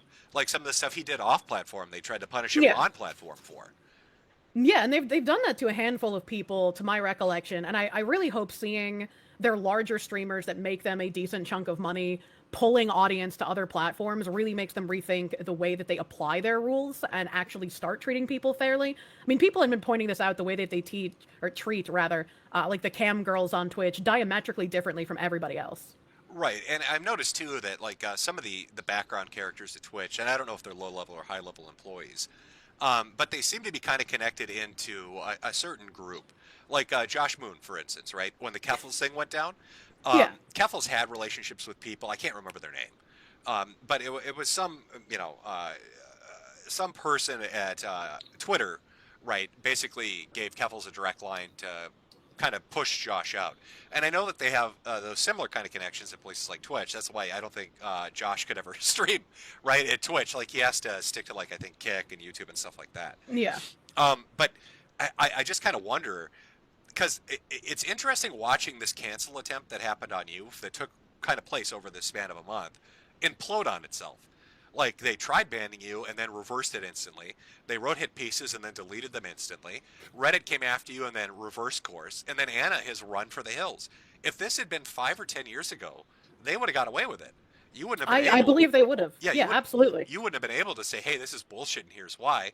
Nobody would have been able to post fart porn and trans rape camps. You know what I mean? Like this stuff would have Yeah. gone kind of hidden. So I mean, like when it comes to Twitch, do you see a future there, or do you think I'm going to eventually just jump ship and focus more on like YouTube with 100,000, or maybe Kick or Rumble or something? It really depends on if Twitch can shape itself up, and kind of like with all of the bridge stuff I've been uncovering, I don't know if it's even possible with the current people running Twitch if they can reverse course. I think it might be a case of you kind of need to fire the ideologues that have embedded themselves and put actually politically neutral people there, or at least people who can remove their biases and apply rules evenly across people. Right. Man, yeah, I mean, it was a wild thing to kind of watch from the outside, but I noticed you got a ton of support as this went on more and more and people realized what it was. And the other thing I found really interesting is because you did do a cease and desist, right, to these people. Yes, yes. It kind of reminds me of, I've seen accounts on Twitter start to do this more, like Libs of TikTok and others. I noticed for like a good decade to maybe like 2 decades, the left was really into kind of doxing and canceling and shaming people. And I noticed when people that were either, kind of in the middle or more to the right started to reciprocate that, the impact it had was monumental. So, like, people would have said before, oh, don't, lawsuits are gay. Yeah. Don't dig into Anna. That's wrong. And I had a handful of people saying that to me as well. Like they were just but like, it "Oh, worked. she's scared. That's why she's doing lawfare. Like she's a coward and she can't stand by what she said." But it works, and it's the correct thing to do if they're lying about you. And I think a lot of content creators, if they have these kind of freaks go after them, could really use this to their benefit. Because why let people lie about you? Why let people write hit pieces? Why not use the tools at your disposal to your advantage? Right, and I've noticed too, as far as like games journalism go, if you could call Anna that, I mean, Vice is kind of, I think of it more like documentaries. That's what I think of Vice, to be honest, or writing about cum cocktails, which was a big thing they were into. Yeah, I remember that. But like I've noticed most of these like gaming journalism outlets have laid off pretty much all their employees. Like it feels like it's a dead fucking industry at this point. Yeah, and I mean when Anna was trying to really run up this cancel campaign, they were adding like Alyssa Mercante, they were adding that guy I always forget the name of from Gamergate, one of the like big four dudes who was involved in the journalist scum shit with that. They were just like adding, anyone Oh, influential who could Jason. possibly help them. Jason. He was the guy that had gotten into an argument with people that I did. I think it was Dragon Crown. And there's this one Hmm. character in that game that's like a 30-year-old woman with the biggest tits you've ever seen. They're ridiculous. They're like triple E's. And he Yeah, she's posted, fucking massive honkers. yep, and he posted a picture of her and he said, "This is Lolly." Oh, And Nathan Grayson was the one they added. Yeah. oh, that one. Okay, okay. I thought we were Yeah. talking about. Okay, the guy I'm talking about is the one that thought women with gigantic tits were lolly because he had no idea Well, what it's the like fuck he was talking some about. people call me lolly as well. And like, oh no, she's not a lolly, but she panders to lollycons, and it's like, okay, brother. We all know lolicons love big tits. That's the one Yeah, thing that yeah. they're all super into. It's a one marker that they're attracted to. Truly. Now, did you have? Because I kind of went through the links that I wanted to. I am again shocked that they have this. I'm almost tempted to read it, but I don't know if you're. That would probably kill the toss on Twitch. I mean, if you want to read it, I can just mute my audio for a minute while you're because it is fucking wild. Oh, hold on. They have the general page. Okay, they have the general page for the titles, but they don't actually have the archive of the work itself. Oh, Oh, hold on, hold on. fuck. Let me try Morning Wish. Oh, Morning Wish might actually go through. Hold on. No. Oh, oh. Oh my God, no. Nobody archived their porn? They just archived the titles? Come on, guys. What are we doing here? Come on. I Come want to. on, man. Archive the porn. We need to read it. You need to archive the disgusting porn. Okay, I'm sorry. I'm sorry, chat. I was gonna read it for you. We were gonna listen to their amazing magical girl gangbang birthday party, but apparently that's not gonna happen. Anna, you lucked Oh, out. shucks. Oh, you lucked Shucks, out so man. much, Anna. Holy shit. Okay. And let me see what else was really like pertinent in here. We had like spin-off articles like Sports is like some weird AI slop written by Indians over in India. They wrote some hit pieces on me where like one of the ones Asmongold covered was VTuber Kirsche goes viral for seemingly defending Shiloh Hendrix' fundraiser after a latter reportedly calls child the N-word. And then the clip that they link from my stream, where like it's supposed to support their headline, is me literally saying, "Yeah, it's not okay to call a child the N-word." So I was like, you know what? That one can stay. I won't cease and desist them. That's good marketing, actually. Oh, so the other yeah, I wonder. Do you think the other journalists were a little gun shy at watching Anna just get her shit wrecked or his shit Yeah, wrecked? I feel like after I started pushing back, a lot of journalists were like, maybe we don't want to jump in on this, actually. I'm still floored that Crime Boss and the devs haven't approached you to say at least sorry, but nothing. Same. I wish they would. Oh, and I guess another thing as well, before and even after my cease and desist, there were a whole bunch of VTubers that decided they wanted to torch their own careers and try to jump on this cancellation. One of them being, I mentioned Idle Corp previously. Idle Corp eventually sold to something called Brave Group, and one of the talents was someone named Rin Penrose. And Rin decided that she was going to virtue signal by dropping her GamerSup sponsorship in order to try and pressure them to drop me.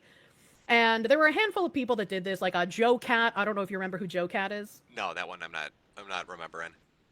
Joe Cat is like a femboy who wrote a song about how much he likes girls, and it's so gay that he made liking women homosexual. Nicely done. Yeah, he got Yeah. bullied off the internet for that, but he comes back every so often. And he was like, oh, you know what? My gamer subs thing has already lapsed, but I'm actually going to remove all their branding now because they're associated with this VTuber.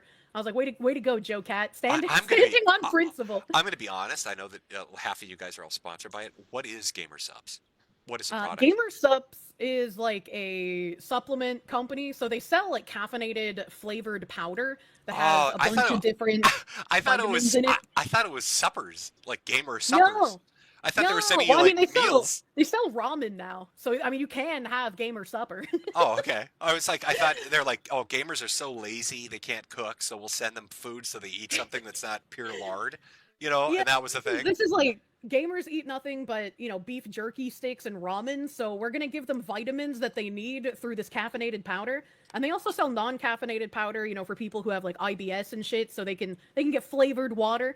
And I mean, most of it tastes pretty good. Oh, I see, have fucking loved drinking it. that's actually hits a little too close to home. I eat mostly yakisoba and like a Slim Jim or two. That's like I'll have Well, yakisoba. maybe you need gamer subs. I need Come gamer Kirsche. suppers. Yeah, yeah. So is it you get a percent of per unit sales, or is it like Yeah. that kind of thing? So every time someone uses my code, I get a percentage of the sale, and they do like a sliding scale. So the more you sell, the higher your percentage that you earn is. And I've hit max percentage like ages ago, and you have to sell quite a lot in order to get merch with them. So I had like a counter. I don't remember what it is because it's ages ago, but I had a counter for meeting that goal. I met my cup goal, and then my merch drop was in April, right around the end of when the article stuff was dropping. So they waited until my merch was gone. And some people were even like, "Oh my God, she just signed on with them." And some people were angry. They were like, "Why did this VTuber who just signed on with them get more merch in her drop than most people do?" And it's like, well, because I fucking sell, bro. Like, what do you mean? And I didn't want to do anything while I was working on the cease and desist, but afterwards I was like, yeah, my merch drop, while only the seething Twitter freak, so before the article, I made $160,000 off of my merch drop in 3 weeks. Shut the fuck up! Are you But serious? that's not even what Gamer Sups made. That is what I made from my merch drop. Shut the fuck up! God, that's a lot Yeah. of money. Ah, Yeah.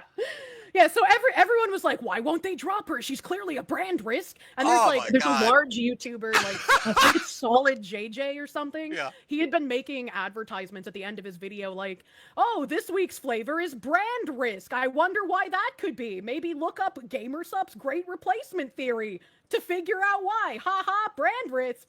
Okay, now I've got to agree with my chat right now because half of them are saying, "How do I become a VTuber? How do I want $160,000 selling hats? What the fuck? How do I do that? Hey, I love gamer subs. Hit me up. I'll sell your fucking caffeinated whatever the fuck. Hey, it's Yeah. powder. It's Jimmy powder. Order your Jimmy powder. Jimmy powder. That's Fucking right. get your cripple powder today. Get your cripple powder. Get your cancer today. Eat your Jimmy powder and have a hat, you fuckers. Yeah. But free hat with every canister. Tastes like pixie sticks and radiation. Gamer subs. Yeah, no, I never expected my merch to do as well as it did, but I am incredibly grateful for my community. And there were some people, like when my merch drop happened, Reddit was also seething about it. They were just like, how could this person have merch? I love the art, but I hate her, and I'm gonna buy it anyway. And I was like, well, thank you. Oh my God. Well, this is what I want people to realize. No bullshit to the people listening on chat. This is why I say VTubing is the next step. All right. Kirsche, you're still up and coming. I mean, you do have a large following, but there Yeah. are other VTubers that are much larger. So if Oh, you're yeah, for hitting sure. 160,000 your share on merch, imagine what the other people are doing. Like this as far as profitability goes for like a sustainable thing for a 5 to 10 year career, the money you're making so far outpaces people that did like Let's Plays and all the other shit. It's ridiculous. Ridiculous. And I just remember your advice where it's just like, content creators yeah. have a lifespan, like, 5 good years maybe. You want to get something sustainable, like buy a house in that time, Oh my, yeah, there's no way you're not going to be able to do that. To have the house you want, the car you want, money in the bank, like you'll be set for life after you're done with this. Oh yeah. I just got to learn how to invest because numbers hurt my brain. Yeah. Well, now I've got to sell merchandise. So let's do this. I'll end this Google Meet. I'm gonna play a quick break and grab a drink. Right? We'll do like a 5-minute break. Then I'll start a new meet. And I have some questions I'm sure people wanted to ask their Ko-Fi and stuff. And then we'll go over a few of the other related VTuber stuff. I mean, we talked a little bit, like the Cinder stuff, that kind of stuff. Outside Yeah, of I gotta show you the woman who shoved staples in her vagina. I mean, who doesn't? Why? I've already shared with my audience the woman who put SpaghettiOs up herself. So like staples. Oh, interior semiotics. Yes, thank you. Oh my God, somebody appreciates art. This is why I you deserve appreciate money. modern art. That's right. This is why you make the big bucks, because you appreciate high art. Well, all right. Well, we'll see you back from your vitamin break here. You know, go get your My- IV. Actually, what I'm going to do is call up GamerSupps fucking right now. I'm going to get that Jimmy Juice selling. No, 160,000. I need a cup for my hat. I need cups for all the money. That's what I'm gonna make. I need cups for the nickels I'm making here. Holy shit! All right, so we'll take a quick break. Then I'll send you another link, and we'll continue off like 5 minutes. Then. Sounds good. See you in a minute. All right, chat. Hopefully my audio now stays consistently. I've been sitting here toggling this switch for an hour and a half because I'm retarded. So if you got a question you want to ask, I will ask it. If it's not ridiculous, if it doesn't, it's not a string of N-words. Because remember, they're on Twitch. Maybe I could, I should charge them a fee not to ask slurs. 160,000 on merchandise. What the fuck am I doing selling hats? I gotta sell this magical fucking powder. I gotta get me some anime tits. Holy shit. All right, let's do a small break. I'm gonna grab a drink. We'll come back and continue on with the wild world of VTubing. Put on a nice commercial. Remember, if you want to send through a super chat because I fucked it up until I fix it, it's over at Ko-Fi or through CashApp. And also you can swing by Metokur.myshopify.com. My God, she made $160,000 selling fucking fruit drink powder. Fruit drink powder laced with caffeine. How am I not $160,000? What?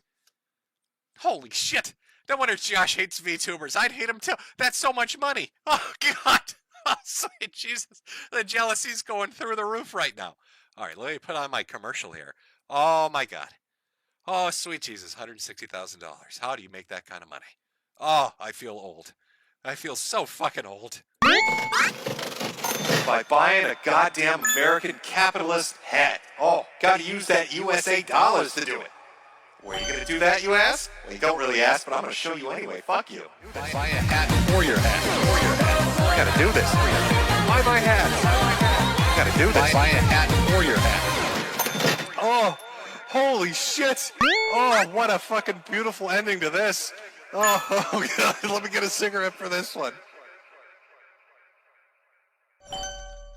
Okay, all right, we're back. Had a little bit of an existential crisis there. Holy shit, $160,000. Oh my God, these fucking kids out there making bank. Good God. Oh, if you think about an internet career, if you're doing, what did she say, 3 weeks? 3 weeks? Holy fuck. Huh. It's going to be living. God, if that's the money they're making, Pippa must own an airplane. Like, what is going on? I'm literally having an existential crisis over this. It's fucking my mind up. Oh, those are the big dollars. All right, let's get another Google Meet going here. Oh, I should start one immediately so I can ask for a loan. Oh, great thing about dying is I don't have to pay it back. Hey, can I borrow $100,000? I'll hit you up. Don't worry about it. It's coming. I'll make sure to pay you back. Trust me. Okay. All right, let me send the link here. Just 1 second, everybody. Is it readjust? I don't know what's going on. It's really weird. There's some feature here that's readjusting. If I weren't paying attention, it would be terrible, but send that through. All right, give it a second here as I jump back. We'll get back into it. Again, if you have a question or a comment, send it through the Ko-Fi link found in the description or on screen, or the Cash App, and we'll get to a section here where I'll read them out and ask the best ones, the most embarrassing and humiliating ones. Okay, just give it a second there. I'm not sure. Maybe they went to use the bathroom, or maybe they're counting their fucking money, their GamerSupps money. Oh, $180 billion of their GamerSupps money. Oh, my God. Oh, these brand deals. That's crazy. Oh, what did she say earlier? It's like their management takes 10 to 30%. That's after that? Holy fuck. Oh, let him in there. Hello? Oh, boy. There we go. Oh, well, yeah. I mean, you got 160,000 fucking dollars. I'm sure you can call tech support. And every time I ask one of my mods to do tech support, they start having a meltdown, so. Ah, there we go. Oh, I mean, jeez, I'm just a little stunned. I was telling Chad I was having a little bit of an existential crisis over this. That's so much Oh, money. We can, nobody, in three anybody. weeks, brother? Like, yeah, Oh, that's crazy. it's insane. Anybody listening to this, by the way, don't clip that and send it to Ethan Ralph. He will literally throw himself in front of a torta truck. That dude streams for 20 hours a day for like $100.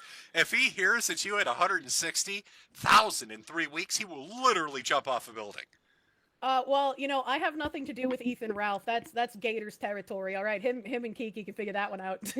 Hold on a second. People are saying I'm not coming through audio wise on my stream here. Let me check. On your stream. Uh-oh. Oh. Oh no, it's coming through. No, I mean, yeah, I hear you.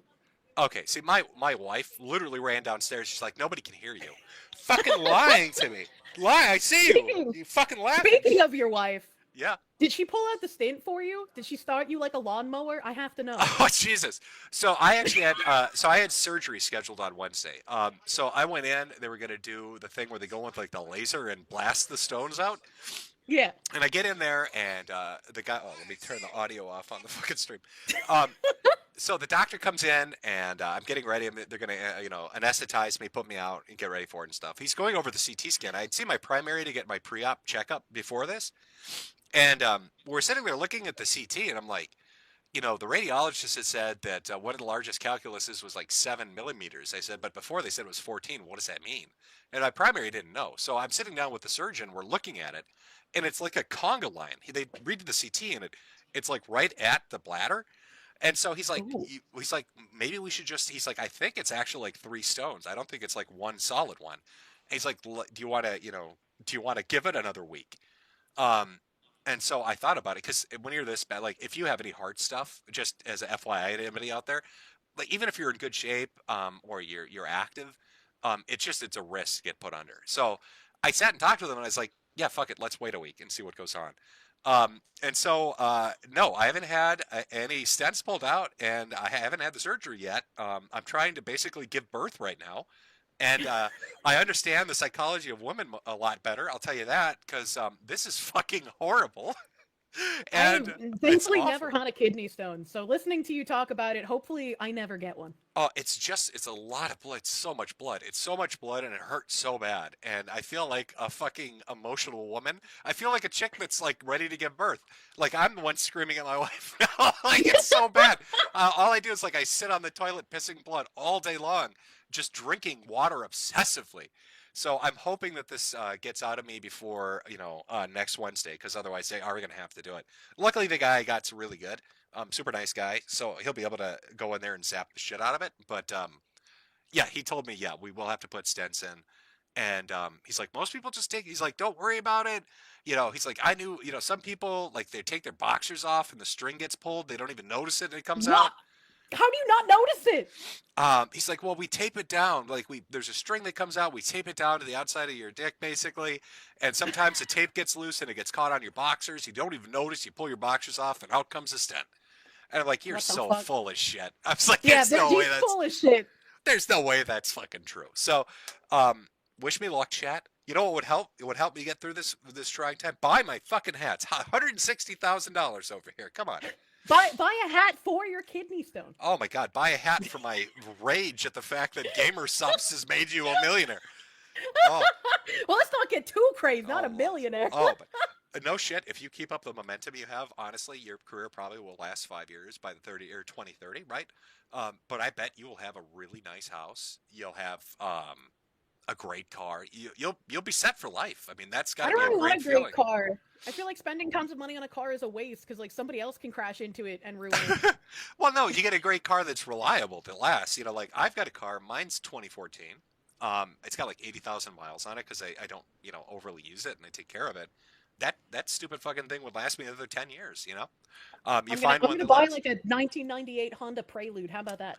Hey, go for it. Or you could do van life. You could pick up a van and like retrofit it and start doing that as YouTube stuff after the VTubing thing. At least, you talking about your stent and your kidney stone reminded me of an article that I've looped on a couple of times. There was a woman that had a UTI, and when she finally went to the doctor, they found that there was a shot glass lodged in her bladder for over 4 years. That's why she's so popular at the bar, but she never can remember why. It's one really drunk night. Yeah, exactly. I was like, I don't know how you lose a shot glass for 4 years. That's kind of fucking crazy. How do you function with a shot glass in you for 4 years? How do you not know that there's something wrong for that long? Right, it's lasting for a little while. Let me see here. I'm gonna pull up because like I said, I was doing the super chat thing. Yeah. So I've got some that have come through like CashApp and Ko-fi. Let me ask you a few. I'm gonna Okay. find a few. If there are Well, actually Q&A. if there are any if there are any questions.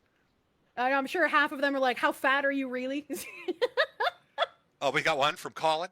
PDF, pedophiles, I'm sure. Infest anime. Lolly isn't a joke. What's your opinion on Lolly? Right. What's your take on Lolly? I feel like lolly and lolicon are two different things, right? Like a lolly is just like a woman that exists that has, tiny petite proportions. And then a lolicon is the person that jerks off to it. So like lolly in anime, I don't think is that big of a deal. Lolicon, it's a little weird to me, but it's fiction. So like, fuck, I don't really care, And What's your take on the I'm an 8,000-year-old witch that looks like a 6-year-old? What's your take on that one? That's fucking weird, right? Like if you're sexualizing that, that's weird, but also it's not real. So unless you're equating it to something real, I'm probably not going to care that much. I'm just going to like side eye you, maybe not let you watch my kids, right? Like we got one from Mama Oko. Deb wants to forget he tried to dox you. Now, you're familiar with Short Fat Otaku, am I correct? Unfortunately. What's your for people listening that might not know the lore? What's your interactions with Deb? I can't even remember exactly how it started, but like one of his moderators got really angry that I wouldn't do a collab with someone, and then started like giga stalking and doing gay ops in my Discord. And then someone brought his name up on stream, and I was like, I don't really remember much about this guy. Like, I don't know who that is. Like, who are you talking about? And they're like, it's the guy who tried doxing Jim. And I was like, who is that? I didn't remember him at all. And then he ended up showing up in my stream, and I was like, look, bro, I don't know anything about you. I don't have any issue with you. Like, I guess we could just like talk for a minute so I could figure out why everyone wants me to ban you immediately on site. And then apparently that was called a struggle session, and I banned his moderator, and I was like, okay, dude, I just don't really want to deal with you. Like, please just fuck off, like consensually, Oh, okay. And so I because I have a history with Deb, right? Yeah. But I firmly believe this, and I will always stick to this, that during Gamergate, before it and during and after, that he LARPed and pretended to be a mute, deaf, autistic, lesbian woman. And I'm not kidding you, that would ask and interact with other women. And it's just really weird. It's really weird. I think the name was like Camera Lady. I think it's really weird that after that, it's come out that he's like really big into trans girls. So I'm just going to throw that out there. That seems to be a trend in the people who go after me. Yeah, that's why I bring it up, because I've kind of noticed that there is a bit of a trend with that. It's a little weird. Now, somebody sent me something from Craig. Jimbo, ask her to say it, the word. You know the word. I like you now, Kirsche. Pick-a-me was my favorite. Such a shame she was bullied off the internet. They want you to say the word. Do you know what the word is? I do not know what the word is, but I could give him a crystal radle. We'll see if that one is acceptable. We got one from Alex here. Question for Kirsche. How many times did you vote for Trump, and why did you vote for him? Twice. The first time because I felt like it was the only option to try and get anything good done, and I was sick of everyone on the left. Second time, everyone on the left is patently evil who was running, so like there was quite literally no other option. I have always maintained that like I'm pretty worried about who will run after him because I don't really have faith in the Republican Party in general. So okay, let's see here. I'm just going through. There are quite a few comments, not in the question format. Let's see here. Sorry. Did you guys see the article Anna wrote on the capitulist who got arrested at the riot? So there was a VR chat gooner who like covered himself in Nutella so it looks like shit. He like has admitted to dealing in CP and ERPing with like minors in VR chat. And he made like some merch of Pippa, but his only interactions with Pippa were during the Hogwarts Legacy fiasco where she was being painted as a Nazi. And his only interactions with me were after Anna Valen's article. So good job, Anna. You radicalized someone. Hooray. And so he has a crazy backstory of his own where like a whole bunch of people came out just info dumping on just the crackpot shit that he believes in. I don't think he could be painted as like right wing or left wing or a fan of anything. It just seems like an unfortunate autist that got groomed into a whole bunch of extreme fetishes and beliefs. Sure. And because he has autism, he's just glommed onto all of it. Sorry, so we had a pizza delivered. Thank you out there, whoever sent me a pizza. Hopefully it had green olives and pepperoni, by the way, folks, just in case you're... The oppression olives. In case you're wondering. We've got one. I don't think this is for you. It's from Kelsey. It says, will you collab with Pip again? Also, I have a restaurant that needs customers. It's 233 5th Street, Northwest Forest Lake, Minnesota. Wait a minute, that's my address. I don't think that's not a restaurant. What are you doing here? Well, wait a minute. You just got a pizza. Is that supposed to be for both of us? Oh, well, you're fucked. I mean, you got $160,000. Buy your own. What are you asking me? I'm poor. What are you asking me for pizza here? It's okay. I'm in the bunker underneath your bird bath. I'll come for a slice later. To be fair, this is from Kyler. To be fair, Synthetic Man admitted himself that over 30% of his audience are unrepentant pedophiles, and he embraces them instead of banning them. I don't know. I don't know the lore on Synthetic Man. What's the lore? Yeah, I don't know that lore either. The only interactions I had, right, was like some of his audience, they watched me in the Real Game Awards and then started harassing me for being a BBC-loving Jew whore for some reason, because I presented an award to Barrett Wallace from Final Fantasy VII. Oh, we got one. We have one from AI Berta, which might actually be AI, depending on how you take this question. Oh, okay. If I made you ketchup from scratch, could we get dinner? Yes.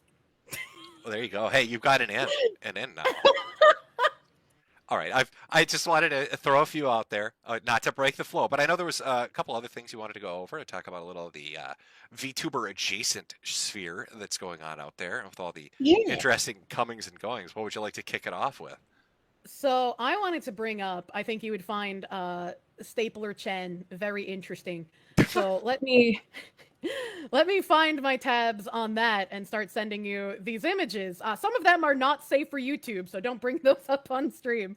But, to give you the full picture. Okay. And I got to give you the full picture. So it starts out with this tweet where someone said, trigger warning, she has put razors and tacks inside her vagina, shot BBs inside of her vagina, had edible bugs inside of her, and then masturbated and ate the bugs, made herself OD twice and then documented it, ate lighted cigarettes, and she had video, image, and audio recordings of these events. What the fuck? And this is a VTuber? Who is this exactly that we're talking about? This is a VTuber, and their name, oh god, what was their actual name? It was like Kama something? Yeah, Kama Chan. But a lot of us just affectionately referred to her as Stapler Chan because that's the only thing we can remember about her. So did they disappear after this came out, or was this something they were doing while they were...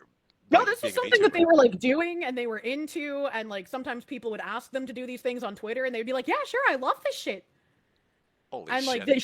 she would follow back almost anyone who followed her. Like she was wild, man. Like Queen Snake territory wild. And I'm sending you some archive links. It's in Japanese, and these are not safe for stream. So now, was this a Japanese VTuber, or was this yes, just archived? This was a Japanese VTuber. So this first link shows the razor blades being poured into her vagina and hitting her cervix. Oh, well, lovely. I mean, who doesn't want to watch that? Yeah, Let me get this ready and cue it up on YouTube.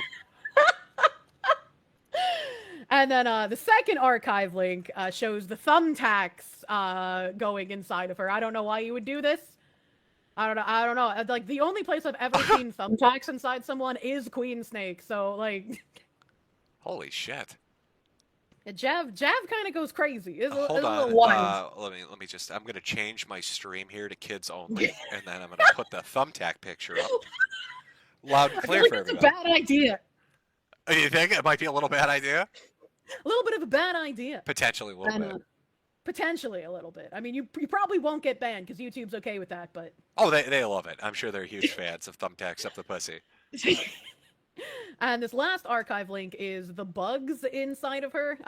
Do you remember what Genki Genki is? Yes, yeah. Yeah, so Genki Genki is where I first learned that a lot of Jav actresses will actually allow certain bugs and marine wildlife to be inserted inside of them. And my life was forever changed because I was like, what? Who doesn't love an eel or two? You know, it's an intimate moment. They never should have quit the nail salon. And then there are Twitter archives. So here's the blurred one, for your safety. Here's a blurred Twitter archive because she Okay, I did might post on be able Twitter. to. Yeah, let me. No, wait. That's okay. Hold on one sec. The third link, or do you have another link after the third one for the blurred one? So I Oh, have something to put up on screen. message. There we go. Message failed to send. There's the blurred one. This is her vagina stapled closed. Oh wait. No, I've got 3 link. Okay, hold on. You go. Oh wait, it keeps failing. Try again. Archive, you whore. There we go. Archive, the last one. The last one there. The Twitter archive. Oh, okay, good. All right, there we go. There we go. Sorry, it wouldn't send for some reason. It's all moon runes. They're not gonna even know what it means. Well, I'll throw it up so we got something on screen, but they're gonna look at it and be like, "What the fuck does that mean?" I don't know. Well, I mean, it's very not safe for work. I mean, it's not safe for life, but. See, people joke about you keeping Jade in a cage, but this is what you saved her from. Yeah, there we go. Hold on. Well, just to give them an idea, again, it's good luck fucking. There you go. It's just an explosion of moon runes and blurred out pictures of staplers going into body parts you probably don't want them to go into. Yeah. She posted a pic because people asked her what kind of stapler she used in order to staple her labia together to staple her vagina shut, and so she actually posted the actual stapler she used. So if other people wanted to buy it and do the same thing, they could. Well, hey, I mean that's a big A for effort. You always want to help out the up and comers on the brand That's stapler true. to use. That's true. She could get a sponsorship with that stapler company, I'm sure. Now, do you have any VTuber stories that don't involve the insertion of hardware into orifices that shouldn't be having fucking hardware shoved in? There was a VTuber fan.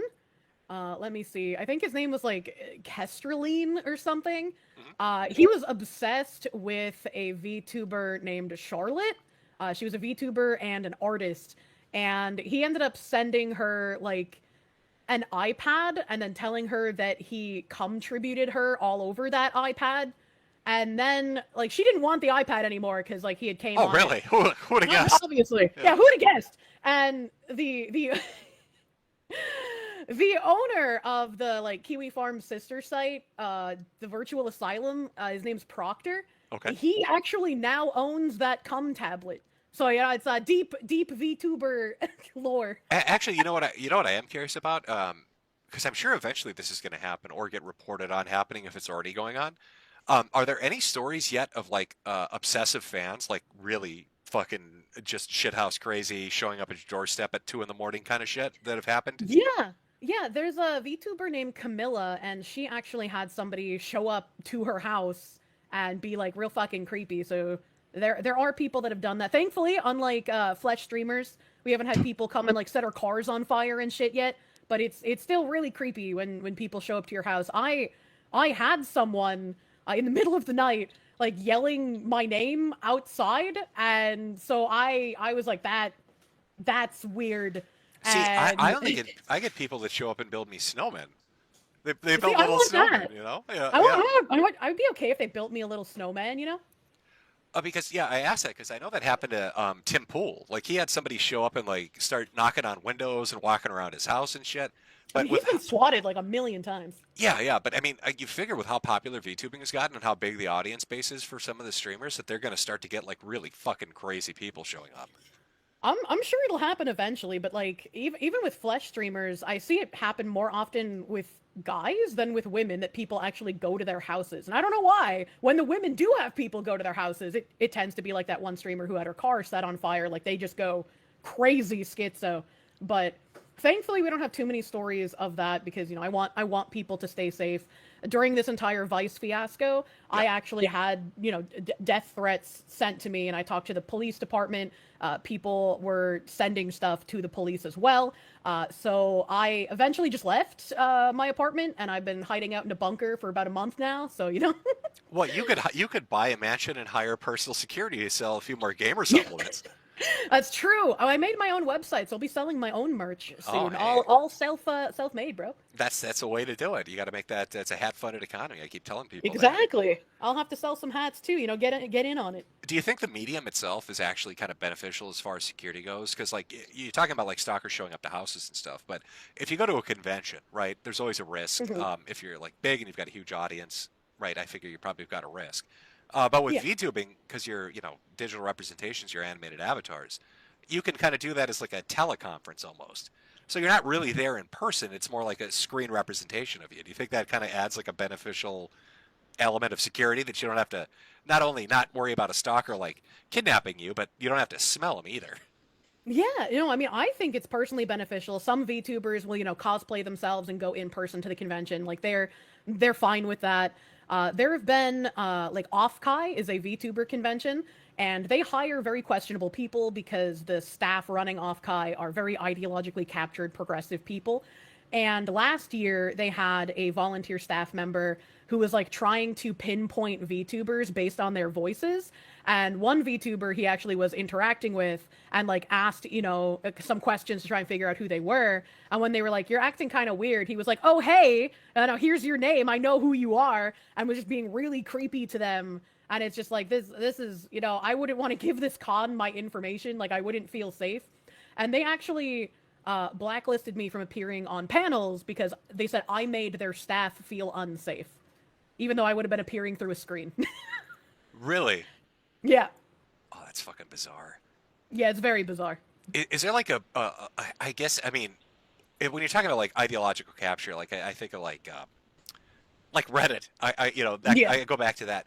Like if you were to like break down the VTubing audience, I guess, what would you think the percentage is of like that kind of personality type or that kind of person? Would you figure it's like 5-10%? You think it's larger, like a 50% thing or what? I think the majority of the VTuber audience is either politically neutral or slightly right leaning.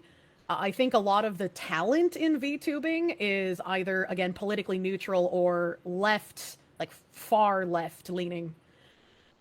Right? It's a weird mix. It is very weird. And yet its little ecosystem is done so fucking well. Like Yeah. I mean, what do you think like in 2 years? I mean, do you think you'll have a year at the rate you're growing and expanding and the business opportunities you have? Do you think like in a year, 2 years, 3 years, maybe near the end of it, that you'll have like $1 million year where that's the kind of revenue you're bringing in? I have no idea if I will have $1 million year. I feel like if I do, it will feel very surreal because like I didn't have a transitionary period. I just kind of exploded from making like barely $1,000 a month to being incredibly self-sufficient. And so it always feels very strange to me that like I have so much disposable income and I still live almost like I'm Asmongold. Like I still live like I'm poor and I have to penny pinch and it's just it's weird and it's hard to get out of that like I am Mentality. eternally poor mindset. Yeah. Yeah, I kind of know what you're talking about. Like once you have that mindset, right? It's always kind of with you. You know what I mean? Yeah. Yeah. Yeah, it's just yeah. Do the people that know you in real life, family, friends, like, do they know the kind of money you're bringing in? Are they floored by it, or have you kept that on the down low? My dad has been looking at houses for me, and every time I send him a house, he's just like, can you afford this?" And I'm like, "Yeah, I wouldn't send you to look at it if I couldn't." And he's like, "How do you make money?" And I'm like, "What do you mean? You know what I do?" And he's like, "Yeah, but how are you making money?" Like they just don't understand because they're like, "You just talk and play video games. Like it doesn't make any sense." And I'm like, "Yeah, it doesn't make sense to me either, but like I'm very grateful that there are people who want to give me money for whatever it is that I'm doing." You wouldn't get it, Dad. All right, it's the weeb economy, old man. Yeah, my dad's very sweet though. He's just like, I don't understand and I have no idea how you're making money, but I'm glad that you are and that you're having He fun probably and that it's thinks you're working like for you. he probably thinks you're like a drug lord. He thinks it's probably like you're feeding him bullshit about anime and video games. He's like, oh my god, she sells meth. Oh my No, god, he she's involved with the actually cartels. he bought my merch. Oh, did he really? Yeah, I was like, "Dad, you could have just asked me to get it for you for free. You didn't have to spend money on it." And he's like, "I wanted to support you." Oh well, that's sweet of him. Yeah, it's very sweet. I love my dad. My mom, not so much. My dad's great. So you're having him out there house hunting. Yeah. Um, so like, do you think you'll have finally like sat down and actually purchased a house by the end of the year, kind of thing, or is this like something that's years away? I'm not sure. It depends on what the housing market does because where I want to live is incredibly expensive and it makes me feel very sad. Like I can't compete with like the level of cash offer and how fast houses fly off the market where I want to live because I want to live near my family. I miss my dad quite a lot. So, Yeah, I mean, when we went looking for a house, we kind of got lucky on the interest rate, and but we ran into a problem where it was like corporations were buying up every house, and they'd come in and they'd offer like $25,000 to $50,000 over the asking price. yeah. So even if you went in and said, "I want to buy this house, it's within my range, it's reasonable and feasible to do," we'd get beaten up by a company that would just we couldn't compete. They'd make a $200,000 house 300,000. How the fuck do you counteroffer that? Well, some of the houses that I had like had my dad go look at, and I decided like there's no way that I could compete for this. There was one that sticks out in my mind because I really want a Victorian house. I love Victorian architecture, and he went to this house and it was up for sale for like $850,000, and I was like maybe it's in such dire condition, maybe I can offer like 500,000 on it. 500,000 mortgage. I could probably pay that off in a I few years, think I maybe. think I think the people literally sitting in the audience are you're burning their brains out. You're burning my brain. You're like, I made 160,000 off merch when I looked at my house for $800,000. We're not even speaking the same fucking language. What is No, going on? I've had to show my chat this before too. It's really hard to explain to people what New England is like. Like the house that you would see in like The Simpsons, right? Like the average middle class family house in New England, that's gonna run you like $800,000. Like It's you not. you It's not that. cannot live there No, unless it's you it's come not from that. money. It's not that the prices are something they wouldn't have heard. It's the fact that somebody that's like, yeah, hey, this is my anime avatar. Let's talk about video games. It's like, yeah, I drop a cool mill on a house. Victorians. I like those. I like Victorian houses. What the fuck? How much protein powder are you selling? I am moving mountains of underground fucking protein powder. No, Man. no wonder, no wonder GamerSupps put those other fuckers in a catapult and fucking shot them out of the company. They must be moving so much of this shit. Jesus. Oh my god! But yeah, no, I told my dad I was like I can't afford this, but like maybe since it's in a bad condition, we could do like a $500,000 offer. He went to see it and he was like, it's in even worse condition than you thought. Like there was termite damage, not hummingbird, woodpecker damage. The foundation was sinking. None of the electrical outlets were capped. Like it was falling apart. It was awful.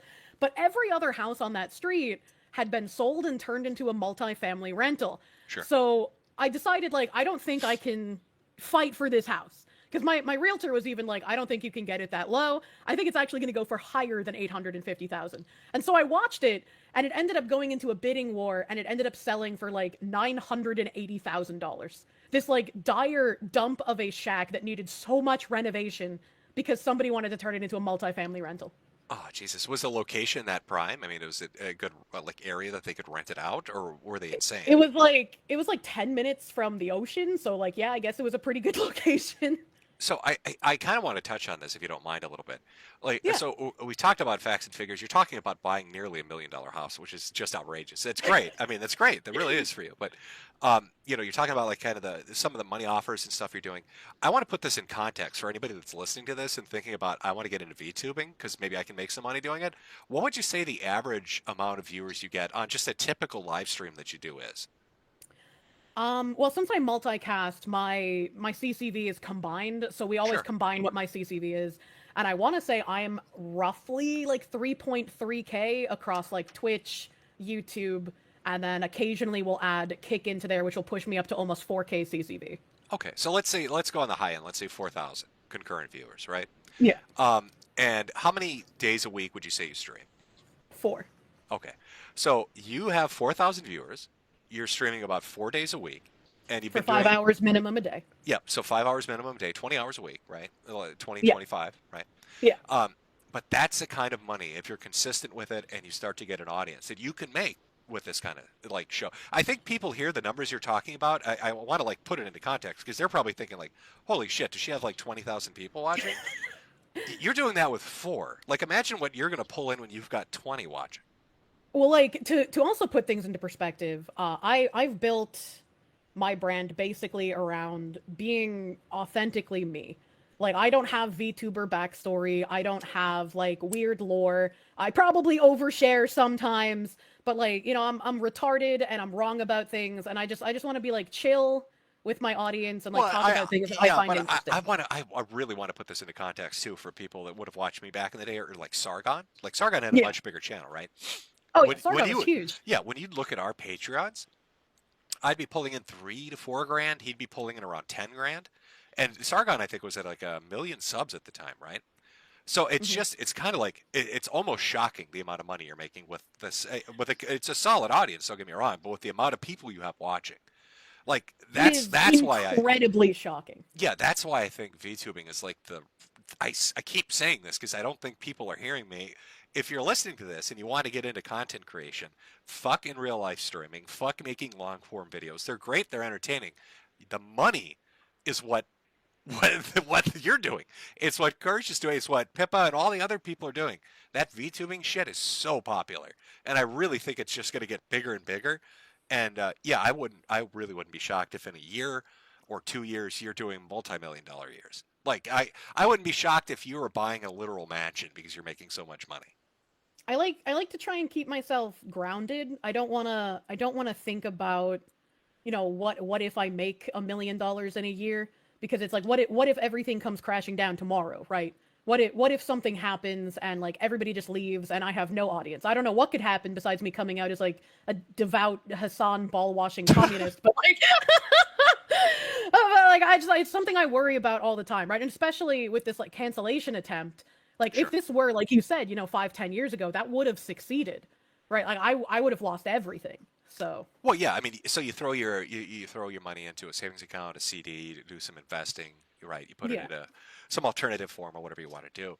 But I mean, if you're drawing in, I mean, even if you only got another year out of it, the amount of money you're making, I mean, you realistically, yeah, you could buy a house and then retire, and that's crazy, right? I mean, people are working like the economy is shit right now. So I mean, people are working until their 70s, into their 80s.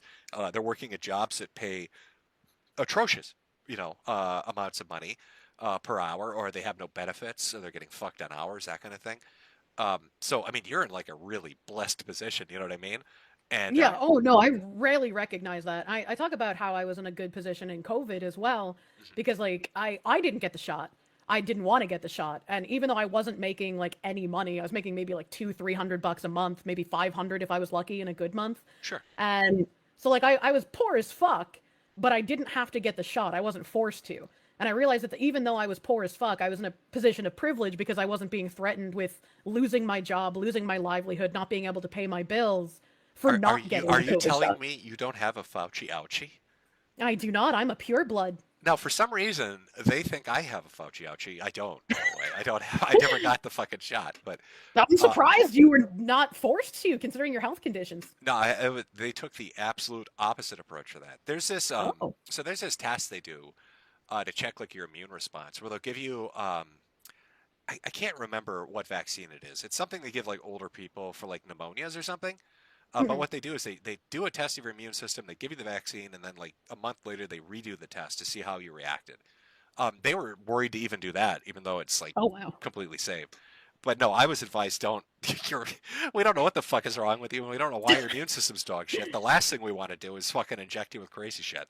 So They inject you with the COVID and your kidneys just shut down. yeah, I'm growing horns or something. I don't know what's gonna fucking happen. So yeah, I know I fucking dodged that. But no, yeah, it's wild to me the amount of money people are out there. It makes me wonder, like with Pippa or other people, like some VTubers have like, who do you think is like the largest right now as far as like audience retention or concurrent viewers goes? I would have said that was Gura before she graduated, and I'm sure it's gonna be her again when she re-debuts, which I think is this upcoming Saturday. Um, maybe I would say like Fillion in the English-speaking sphere is probably the largest that I know of. And what would you say their audience size is if they were to do like a stream or something?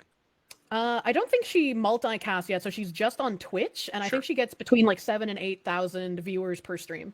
How are you guys pulling? I don't understand with the money and the fervor around it how you're not pulling in Asmongold numbers or Hassan numbers, like because they're sitting at like what is it, like 55 for Hassan or like 75 for Asmongold? Well, there are the people on the right who are virulent anime racists, and they're like, well, I agree with what she says, but she's anime, so I hate her and I won't watch her. Like some people try to like disseminate my bridge research and whatnot and talking about what bridge is, Sure. and they'll be like, well, I want to watch it, but there's an anime thing in the corner, and so come back to me when someone who's not anime reports on it. Yeah, it's weird. I mean, I remember kind of as 4chan was rising, right? Because it kind of grew out of something awful. Because Moot didn't like low taxes rules, so Yeah. he did the kind of two-channel version of an image board for Americans, right? So, but as that was rising, I mean, like anime and video games, that was like the two fucking pillars of 4chan, aside from Yeah. everything horrendous under the sun. But for God, a good decade to 2 decades, that was kind of like almost a foundational piece of what the entirety of the internet was. So I don't know if this is like a weird morphing change that's going to be the old shit and everybody moves past it, because I know everybody, like, who's using stuff like image boards anymore, to be honest, or forums. I mean, everything's moved to app and social media shit, and everybody's on their fucking cell phones, right? Nobody's on a PC Yeah. or a laptop anymore. But yeah, it's just weird. So again, if you're listening to this and you want to make retarded amounts, if you want to buy a $900,000 Victorian home, put the anime ears on and hippity hop your ass over to GamerSups and get yourself a fucking sponsorship. Buy the gamer powders, you know? That's And right. Yeah. oh god, what was I gonna say? I was about to say something that was very related to this. Oh boy. Were you I gonna hate were you when gonna my brain tell me does how that. much? You gonna tell us how big is your bank account? You don't have to give a specific number. Is it 5 digits, 6 digits, 7 digits? I don't like releasing that kind of information, but I am in a very comfortable place right now, thankfully. 6 digits. Okay. So you could have just said 6 digits, but that's fine. All right, that's all right. It's okay. Well, it's like you're not supposed to keep a lot of money in your bank account because you're supposed to invest it, right? Don't let your money sit there and rot. Well, you heard her, folks. She's got it hidden under her mattress in her apartment. So first I person to get actually in used to gets do rich. that. Did you I really? actually, I did. I used to hide my money around my house. And when I went to buy my car after my donathon in 2023, I brought in a Ziploc bag of all my dollar bills, like rubber banded together. And the finance guy at the dealership had to tell me that if I tried to pay more than $10,000, he had to report it to the IRS. So I was like, oh, okay, let's do this a different way. Holy shit. Yeah, by the way, I hope you're paying taxes, because that was I, really I am. I do pay my taxes and I complain about them every time I have to file them. I fucking hate it. I hate taxes so much. Holy shit. because I've literally seen multiple creators. Well, there's like one or two that are really naive and they don't understand they have to file taxes, right? They think it's like automatically done magically for them.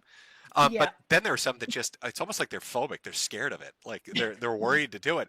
And then it builds up over years until they finally get the tax bill due. And it's like 5 years worth. And they're like, holy shit, I'm going to prison. Yeah, I'm not going to say exact numbers, but for tax year 2024, well, that was my first year I had to pay quarterly tax coupons Sure. instead of just paying at the end of the year. And I learned that if you underpay your quarterly tax coupons, they tack on fees for underpaying. And so not only did I have to pay over $100,000 in taxes, just federal taxes, not even state, but I got hit with, I think it was like 20 something thousand or 30 something thousand dollars in fees for underpaying. And their tax coupons are an estimate based on how much your CPA thinks you will make. So if you under, like, everything is just a guess, but if you guess too wrong, you get slapped with thousands of dollars in fines. See, now you've made the classic fuck up. Because you gave us a nearly specific amount for federal taxes and the amount of autism on display in both our chats combined, they will magically figure out now what tax bracket you're in. Oh, no. I said it was over 100,000, but I didn't say how much over. Oh no, but now we know we're talking 60. I was right, 6 figures. See, Jimmy's smart. Yeah, Smart, Jim. Your that's- brain didn't get affected by the cancer. Oh, I'm gonna buy my Victorian house for $1 million because I think they're pretty. Okay. I'm You living are in the pretty. I'm living in the suburbs. Ralph is living in a fucking shack in Mexico, and you're buying Victorian houses. He's eating tortas out of garbage cans, and you're buying $1 million properties. You gotta put on the fox ears, you know? Oh my God, I'm putting the ears on. I'm gonna start bouncing around. I'm gonna put tits on. I'm gonna make some money here. Is this making you have a midlife crisis? It is. It's an end of life crisis. Christ Almighty. I was born way too early. Oh my god, this is the money. That's why. This is That's the why I money said generation. I was like, Jim always makes special merch every time he has a stream. I hope he makes some like cringe anime Fox Blob merch for his stream today. I hope Jade makes something too cringe. Actually, she's like, oh, should I? She actually talked to me. She's like, should I do like a little, pudding and fox thing? And I was like, nah, I was like, I don't know if anybody would They buy would. that. They would. And so I was like, nah, probably not. Now she listens to make sure I don't have audio issues because I'm retarded. So she's probably Okay. upstairs. She probably heard you say $160,000 in 3 weeks, and Now now she's gonna beat you after she's stream. gonna take a belt to my ass. Are you kidding me? She's gonna be like, I could get what is it? Wacom? What are those drawing tablets everybody likes? The high end fucking ones that are. Wacom? There we go. Yeah, there's like she has like the medium one, right? But there's like a crazy expensive large one. Oh my God, she's gonna hear this. Just do that for your next stream. Be like, look, we're kind of late, but here are our Fox Blobs. Yeah, it's the Fox Blobs, anime ears, gamer subs. I need to start doing these fucking merchandise deals. But Yeah. God damn. Okay, well, Jimmy's an old sick man, so I about hit my limit on streaming. Is there like a last topic you want to hit us with? Is there anything we didn't cover? Because I feel like we covered Anna and Hertzberg on Vice running with their tail between their legs. Your C&D working. Crime Yeah. Boss not apologizing, which blows my fucking mind. The Redditors looking like retards, and we revealed your secret pictures, of you and your 8,000 cats at the cat sanctuary. Don't worry, I'll collect more. Yeah, well, you can afford it. You can buy a mansion for your cats. Jesus. Buy a hat for your mansion. Yeah, no shit. But is there anything in the world of VTubing aside from staplers and vaginas and and shit like that we missed? I mean, I know we skipped over the Cinder thing. I know that was kind of a hot topic everybody touched on a little bit, but it kind of Yeah. seems to have come and gone. Is there any other like big VTubing news that is current that we missed? I think the only big thing that happened recently is there's another Niji Sanji VTuber named Twisty something. I didn't even know who she was. Like when people were posting about her, I was like, what is that? But apparently it was a Niji Sanji VTuber, and she was saying like incredibly racist and transphobic shit. And after a few days, she apologized and was like, "I'm so sorry, I'm not like that." She got terminated anyways because of course she did. And they have like another guy in their company named Uki Violetta who makes really racist and disparaging comments against white people all the time. Mhm. But everyone's just like, you can't be racist to white people, so I don't know why you guys are getting upset about this. I'd be like, hey, the Supreme Court just ruled that's not the case anymore. Yeah, I mean Or- that's one of the things I got in trouble for. I talk about the EEOC all the time, saying like, "Hey, the equal employment opportunity reports aren't just for perceived marginalized communities. If you're white, if you're male, and you have been discriminated against, especially from DEI, you can file a report with us." And yeah, people are just like, "Look how racist Kirsche well, is." I mean, I found that interesting because like one of the most egregious violators of this, as far as like video games goes, and I know this because I've seen this with so many studios, is Microsoft. Microsoft, almost from a corporate level down, kind of filtering down into their different properties like Xbox and stuff. Yeah, They have it's almost mandated where they will intentionally pass over anybody that's white or straight or male yeah. in favor of like a minority, and they've made this a public policy at a lot of their game studios. So when the Supreme Court kind of ruled that, hey, that's not going to be kosher anymore, I thought, how many of those game devs who have gotten screwed at hiring or promotions or mandatory pay raises or bonuses are going to file lawsuits? And what is that going to do to Exactly. those studios? Because it's probably going to kneecap them.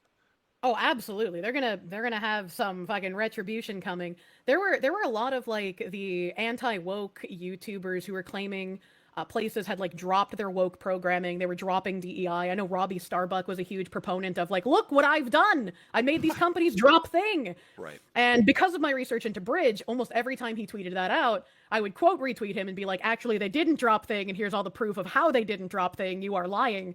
And Microsoft was one of those. Microsoft actually interacts with Bridge and invited the CEO, Cheryl Daija of Bridge, to their Canes Lion Festival reporting thing. They had her on, she gave speeches. Microsoft is heavily involved in pushing forward with Bridge's agenda.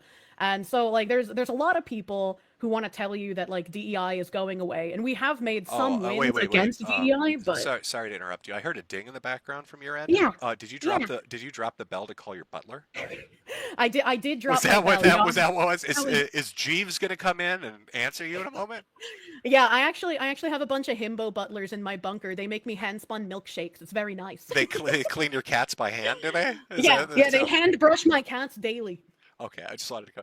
But no, yeah, with the corporations and stuff, because I noticed that a lot of the companies were getting called out, like John Deere and everybody else, Harley Yeah. Davidson for having like these kind of, but then they'd repackage it and they'd move like in a parallel position the people that were in there, like diversity, equity, inclusion, or the people Hmm. making like hiring decisions, or the ones that were doing internal reviews that were kind of like passing over certain employees based on these inherent qualities, like you're white or you're man or whatever.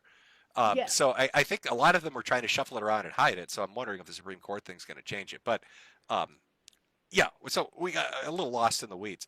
But I guess one of my final questions for you is, when somebody is at one of these companies, right? That's like an umbrella corporation for VTubers, and they Hmm. get blacklisted or fired, or they're made to graduate. Um, why don't they just go solo? Is there some kind of an NDA or like a non-compete thing that they've signed that they can't go out and just restart on their own? There actually are a lot of people who end up going solo after they get terminated from companies that have treated them poorly. And Selene was a Niji Sanji talent who had again been pushed to self harm multiple occasions, then got terminated, was told that her termination would be negligible for the company's bottom line. Spoilers, it was not negligible, it harmed them greatly. And when she reincarnated as Doki Bird, she made tons of money. She has a huge audience, she has a huge pool of support. She can do a lot more than she could under the company. And this is again why I think people in VTubing believe that in order to be successful, you have to be in a company. Like you have to join Idol or FaZe or Niji Sanji or just any company. And like if you want to join a company, if you want that camaraderie, sure. But I think you can be very, very successful, even if it might be a little harder starting out as an independent VTuber. Okay. Alrighty. Well, thank you for coming on and clearing that up and telling us all how poor we are in comparison. Jesus Christ. I wasn't trying to brag. I don't like talking about financial stuff. I don't like bragging about my mansions or anything. I'm sorry you fucking poor people have an issue with that. I didn't realize you guys don't have more than one BMW. I thought that was a normal thing. Yeah, no, I know. Us poor people will try not to seethe too much. Don't you guys have at least 10 acres of land? Oh my God, I don't know. Yeah, sometimes my 10 maids just look at me and say, "God, we love you, boss," but these poor people, they don't understand what that's like or anything. I'll have to hit you up sometime because Jade makes very cute designs for you. So maybe I can pay her to design something for me. Yeah, yeah. I mean, her starting commission fee is $160,000. What a coincidence! What a So, coincidence! what a Wow, coincidence! Wow, so how hey, affordable! yeah, it's super. We'll give you a discount of 10%. We're close. Oh yeah, code Kirsche, 10% off. Yeah, yeah, yeah. I know, so that works out. But you have a good one. Enjoy making ridiculous amounts of money. Maybe I'll have you on again. We'll talk about some more comings and goings. If there's more crazy shit that pops up with Sure. Anna Valens or some other hot breaking news in the VTuber sphere. Sure, that could be fun. And thank you for talking with me today. This was a lot of fun. Like I said, I've been watching you for fucking ages since I was in high school, so this is really surreal for me. So thank you. And I'm sure Pippa wishes she could be here. I invited her. I feel sad that she couldn't be here. She's doing off guy stuff. Oh, yeah. And Well, she's busy as fuck. now that I know how much money you guys make, she's probably in her vault swimming in her gold. Is where she is. She's Right. swimming. Scrooge McDucking her way through fucking bullion. Do you want to drop? You want to just throw out your Twitch and your stuff for people? Say it out for them so they can Sure. follow you. Sure, if people wanted to check me out, I stream on Twitch. I'm just Kirsche on Twitch. I'm Kirsche on YouTube, Kirsche Verstal on Twitter. And also you can go to Kirsche.com and check out my merch. It's lewd merch right now because I promised you guys that, but there's going to be non-lewd merch soon. Don't worry about it. Okay. Well, thank you again for stopping by. Best of luck finding your Victorian home. You'll have to update everybody on when you find your mansion and show us poor people so we can seethe about it. I'll try to not dox myself when I buy a house. All right. Well, you take it easy. Thank you. Have a good rest of your night, Jim. Yep, you too. Have a good one. Oh my God, folks. 160,000 buckaroos. Oh, I feel like an old fucking man. Good God. Good God, my old. Oh, I got into this far too late. Jesus Christ. Oh, I'm not kidding you. If you're still listening, if you stuck around, I know it's a Sunday evening, so it's one of those weird times to watch a stream kind of deal. But if you're getting into it, 4,000 concurrent viewers, good sizable, audience. $160,000 in 3 weeks on merch. Ridiculous. Oh, that's where the money is. Make yourself an anime avatar, get the rigging set up, get your model good to go, and then just stick to it. Stick to it in a few years. Oh, all the old school people, I can't even, that amount of money is ridiculous. That amount of money is ridiculous. Oh, if I was a young person now, oh, I'd be the biggest anime fucking streamer. Nothing but gamer sops. All right, let me read through some of the messages here. Again, I'm sorry about the super chat thing on YouTube. For the people that used CashApp and Ko-Fi, let me read through these here. Let me just put the little scroll up. Hold on one sec here, so people know what it is. Anybody that wants to stick around, I'll read through these. Anybody else that's going to take off, have a good one. Hope you enjoyed the story about Adeline's fart fetish and her tranny rape groups, or about the girl stuffing staplers up her vagina, because that is the world of VTubing, apparently. That and owning, like, fucking Bugattis, I guess. God, oh my God, Kirsche could actually buy a Bugatti. Holy shit, that's a mindfuck. We got a message here from Joseph. Twist the Fox tipples, Metokur. Well, we all love the tipples. From Colin. PDFs became common that we've lost all tolerance. From John. Here, Jim, buy some crack with us and get better. Well, thank you very much. From John. Oh, no, that was the. Read that twice. I'm sorry. From Logan, the fan fiction is still up on AO3. Oh shit! If that was the Ada Valens fan fiction, I'm sorry. Maybe on another stream I'll read it. I actually really do. I bet you it's fucking horrible. One story was like 2,000 words. Another one was 9,000. From Random, hey Jewish cabals. Well, guess what? You're in one. Oh my! I bet you didn't see that coming, buddy. From Jeremy for Smokes. Thank you very much. We all know no better way to recover and become healthy than a good old-fashioned cigarette. From Steven, any chance on a glow-in-the-dark 4-star hat?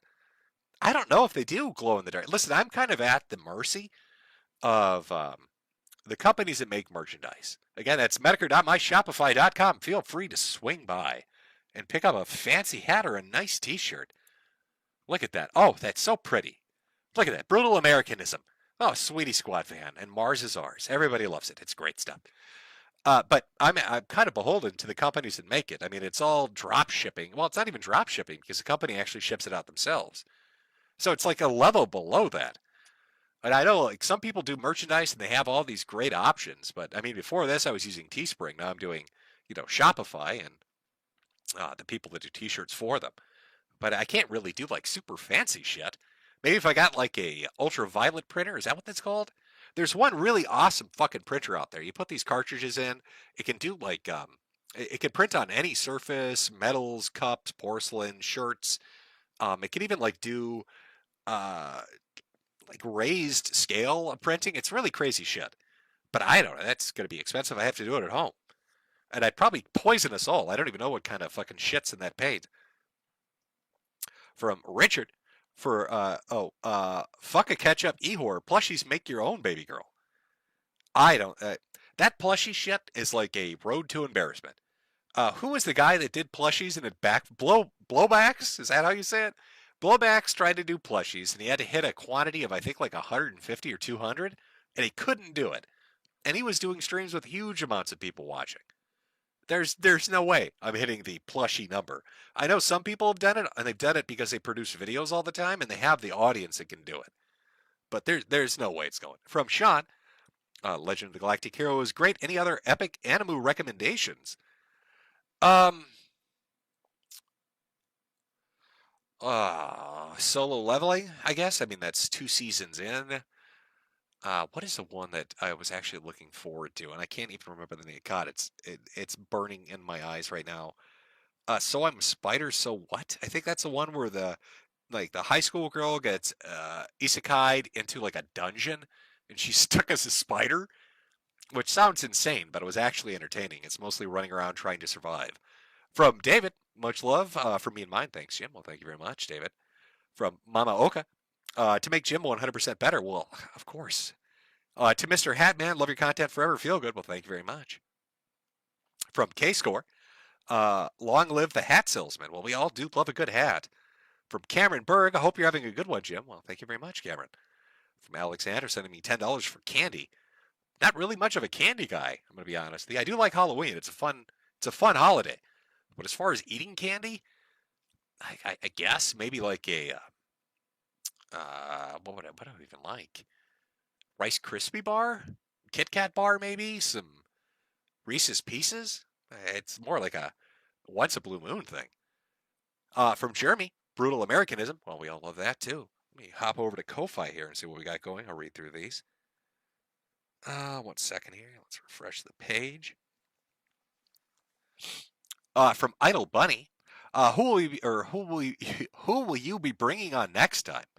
I'm not really making it a feature, I don't think.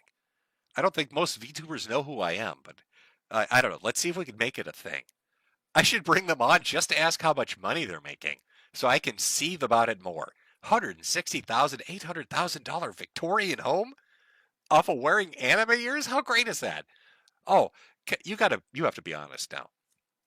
Imagine being able to tell people that you hate, the people that were dicks to you throughout life, meeting them at like a random supermarket and being like, oh yeah, I'm a multimillionaire with a mansion and a Bugatti because I cosplay as a rabbit on the internet. Enjoy your corporate job, asshole. From Super Iron Bob, a gamer sub slaver named Metokur's ashes to sell in memorial. That's genius. Got one from Shadow Fox, but no message, but thank you nonetheless. From Josh, donation to the future 4-star Fox Hat Fund. From another man, hearing all this housing shit, and my God, it reminds me of how scuffed Canada's housing market is, with corps and foreign investment buying up everything. Yeah, Canada's its own unique situation because the Chinese are buying up everything. In America, it's all the corporations like BlackRock. For a while there, for years, every time you'd go to bid on a house, there'd be some company that came in, some developer that would want to turn it into a rental or an Airbnb. You'd walk in for a $250,000 house or $300,000 one, and they do $20,000 to $50,000 over asking, and they do it within a day. Nobody could ever get anything. Ko-Fi supporter, thanks, Jim. Well, thank you very much. From a username, ground hats into powder and sell them at the gym. I'd love to. Who wouldn't? From Bossman, Jim, have you dealt with hoodweebs? They like to change the skin color of anime characters on Twitter. I saw that. That had become like a popular trend. A lot of black Twitter was taking anime characters, making them brown skinned, and then saying, black people hold up the anime community on their shoulders. That, or for some reason too, there's a contingent. It's almost like half of the Spanish-speaking population in the world, to be honest, that is really big into Dragon Ball. I don't know what that's about, why they love it so much, but they do. So I've seen a lot of those edits, but it's understandable. They're like obsessed with it. From Celius, not sure if you do requests like this, but can I get you to watch the first 30 seconds of this video? It's one of the funniest things I've seen all year. I will check that video up next time I do a stream, Celius, but I have the Ko-Fi thing up on a different device altogether, so I can't click the link. From the Angelic Ceiling Cat, did you guys see the article? Oh no, that was the one about the capitalists arrested during the riots. From Neela, Anna, let me do ASMR. Trans women are women. Also, Anna writes about breeding cis women. Why is it every time that some journalist writes a hit piece on anybody? I've seen this repeatedly, whether it's somebody in the VTubing sphere like Kirsche, or when they were going after Josh because of Kiwi Farms uploading and hosting, video events of different shootings and stuff, or if it was people like Sargon during gaming, it didn't matter. But anytime a journalist would do a hit piece on anybody that had tried to create their own thing, whether that was videos or streaming or websites or merchandise, doesn't matter.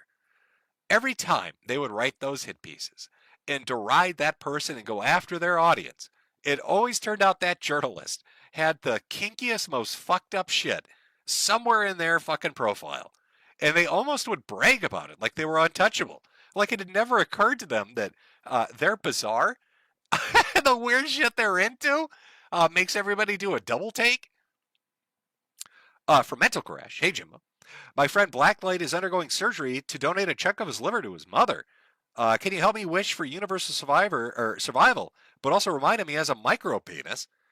Well, Blacklight, it's very stunning and brave of you with your immensely small penis, as your friend has said here, to go under the knife. But good on you for donating to your mother. It's a brave thing to do. It's scary to go under surgeries. From Zyla, I don't wear hats, but this is for all the entertainment. I wish I could keep you around for years to come, but that's selfish given the pain you're in. Well, thank you. From Kelsey, what makes you want to collab with Kirsche?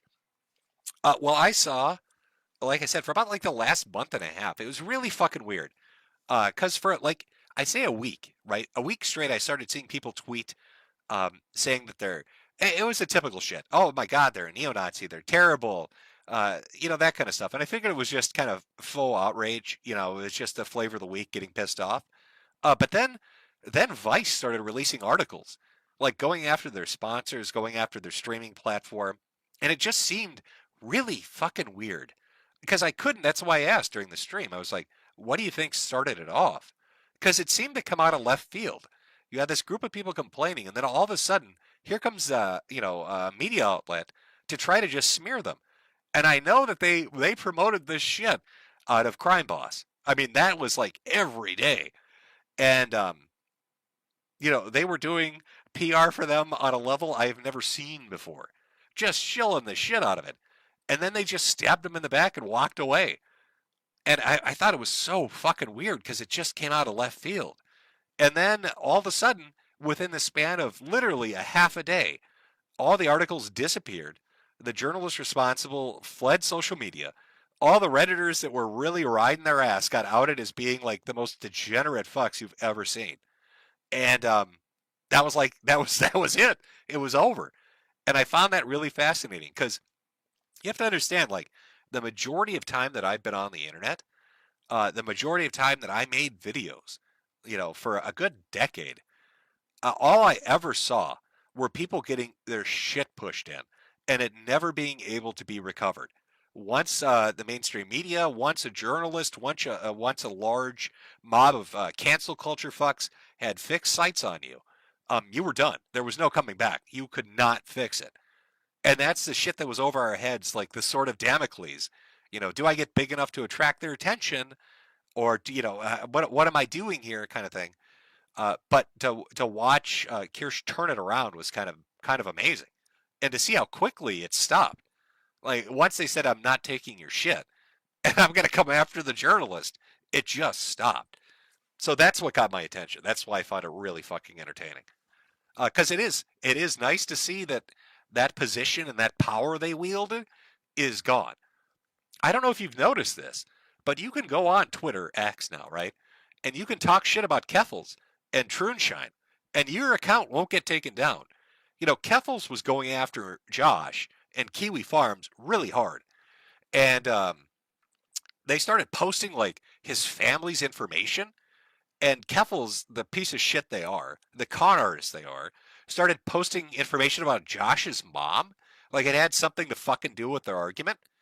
And I called Keffels out on this. I started shitting on them. And I lost my account because of that. And, that wasn't that long ago. But things have really changed. They've really turned a corner. That's why I'm a lot more optimistic about things for people. I think you guys have a much more open playing field to create the kind of shit you want and to say what you want. And it's nice seeing examples of it, I guess is what I'm getting at. From Nanya, Pepper Reaper, I'm from the People's Republic of Massachusetts. It's a shithole. There's a lot of schools pushing political crap at the expense of learning. From Kelsey. Oh, no, I didn't read that one. Sorry. Kyler, to be fair, synthetic. Oh, we read that one earlier. Mario Carter, the future of warfare is world leaders tweeting AI-generated shitposts at each other until one gets ass mad enough to demand they fight in real life. And the future is now. From Song of Sickness. Hey, Jim. Bought a hat for my hat and accidentally left it at the airport in Singapore on my way to Europe. On the return leg, I saw one of the janitors wearing it. I ain't even mad. They're not even going to know what it is. They're going to get accosted one day and be like, you listen to that asshole? Be like, what? From Kenya. Finally get to take a vacation for the first time. Never been on a plane and I'm flying 28 hours, but at least I'll have fun for once. Well, enjoy your vacation. 28-hour flight, though. Holy shit. You're going to be jet-lagged as fuck. From Alex. Kirsche is the biggest Jimaboo She's gonna goon insane to this. From Sean, Jim and Kirsche team up is a villain arc we needed.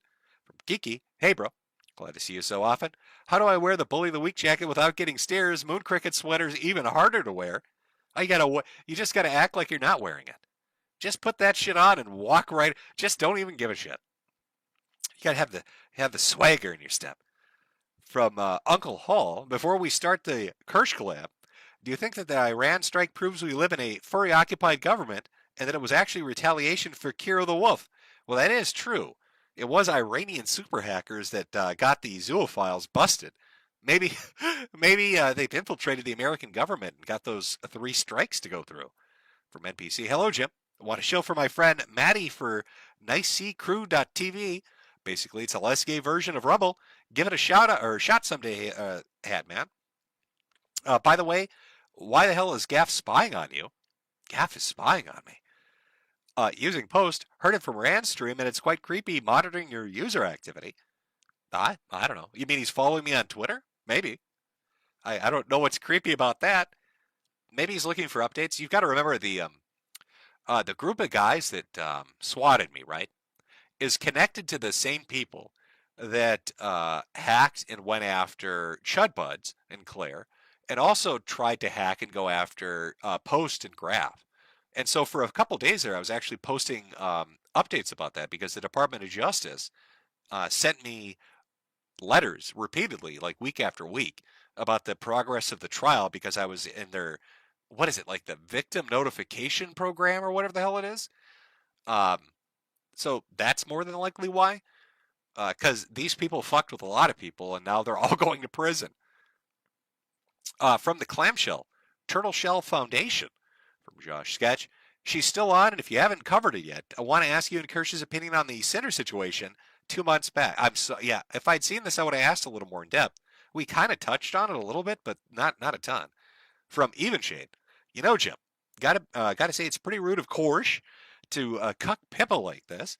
Glad you're still with us, Jim. God bless the humble hat salesman, and God bless the buttered fox. From Joe, and I Bully Brigade member reporting in, Dr. Jonathan Shitnigger, great name by the way. Man, I love piss. Don't we all, Doctor? From Doctor again. You wily little shit. I missed your last 2 streams because I worked Sundays. Not quite important. What is important is some Soyjack Pippa mod muzzled me for asking the AQ that flea-bitten varmint better pay what she owes, Jim. She's less than 100k subs from the wagered total. Oh, that's very true. From Brave Sheba, good to see you around, Jim. Metokur Kirsche mix intro was awesome. Well, that was one coming from, I believe, was it a user or a mod of Kirsche's? From Sildurian, Brutal Americanism. From Peg, sad of my cat Biddy. I'm gonna buy him a hat for his hat for my a hat for my hat for the hat of a cat. Well, there we go. I Dr. Seussed it. All right. Well, we've gone through the Cash App and the Ko-Fis. Thank everybody for coming out. Hopefully, if you walk away from the stream with anything, walk away with the knowledge that we are all dirt poor and we should have been anime VTubers. What the fuck have we done with our lives? Sweet Jesus. $160,000 in merchandise. What is going on? Oh, I've gone into the wrong fucking profession. Oh my God. Oh, sweet Jesus. Oh, it's that existential dread. It's that existential dread kicking in. Oh, I thought I was doing amazing when I was back on Patreon in the day, doing like $3,000 a month, 160,000. Oh, she's like, oh, I paid 100,000 in taxes. You know, normal. What? Well, you paid how much in taxes, Jesus? Oh, sweet God. Oh, sweet Jesus. Using that, I can actually guess how much money she's making. Holy sweet fuck. She's going to live in a mansion.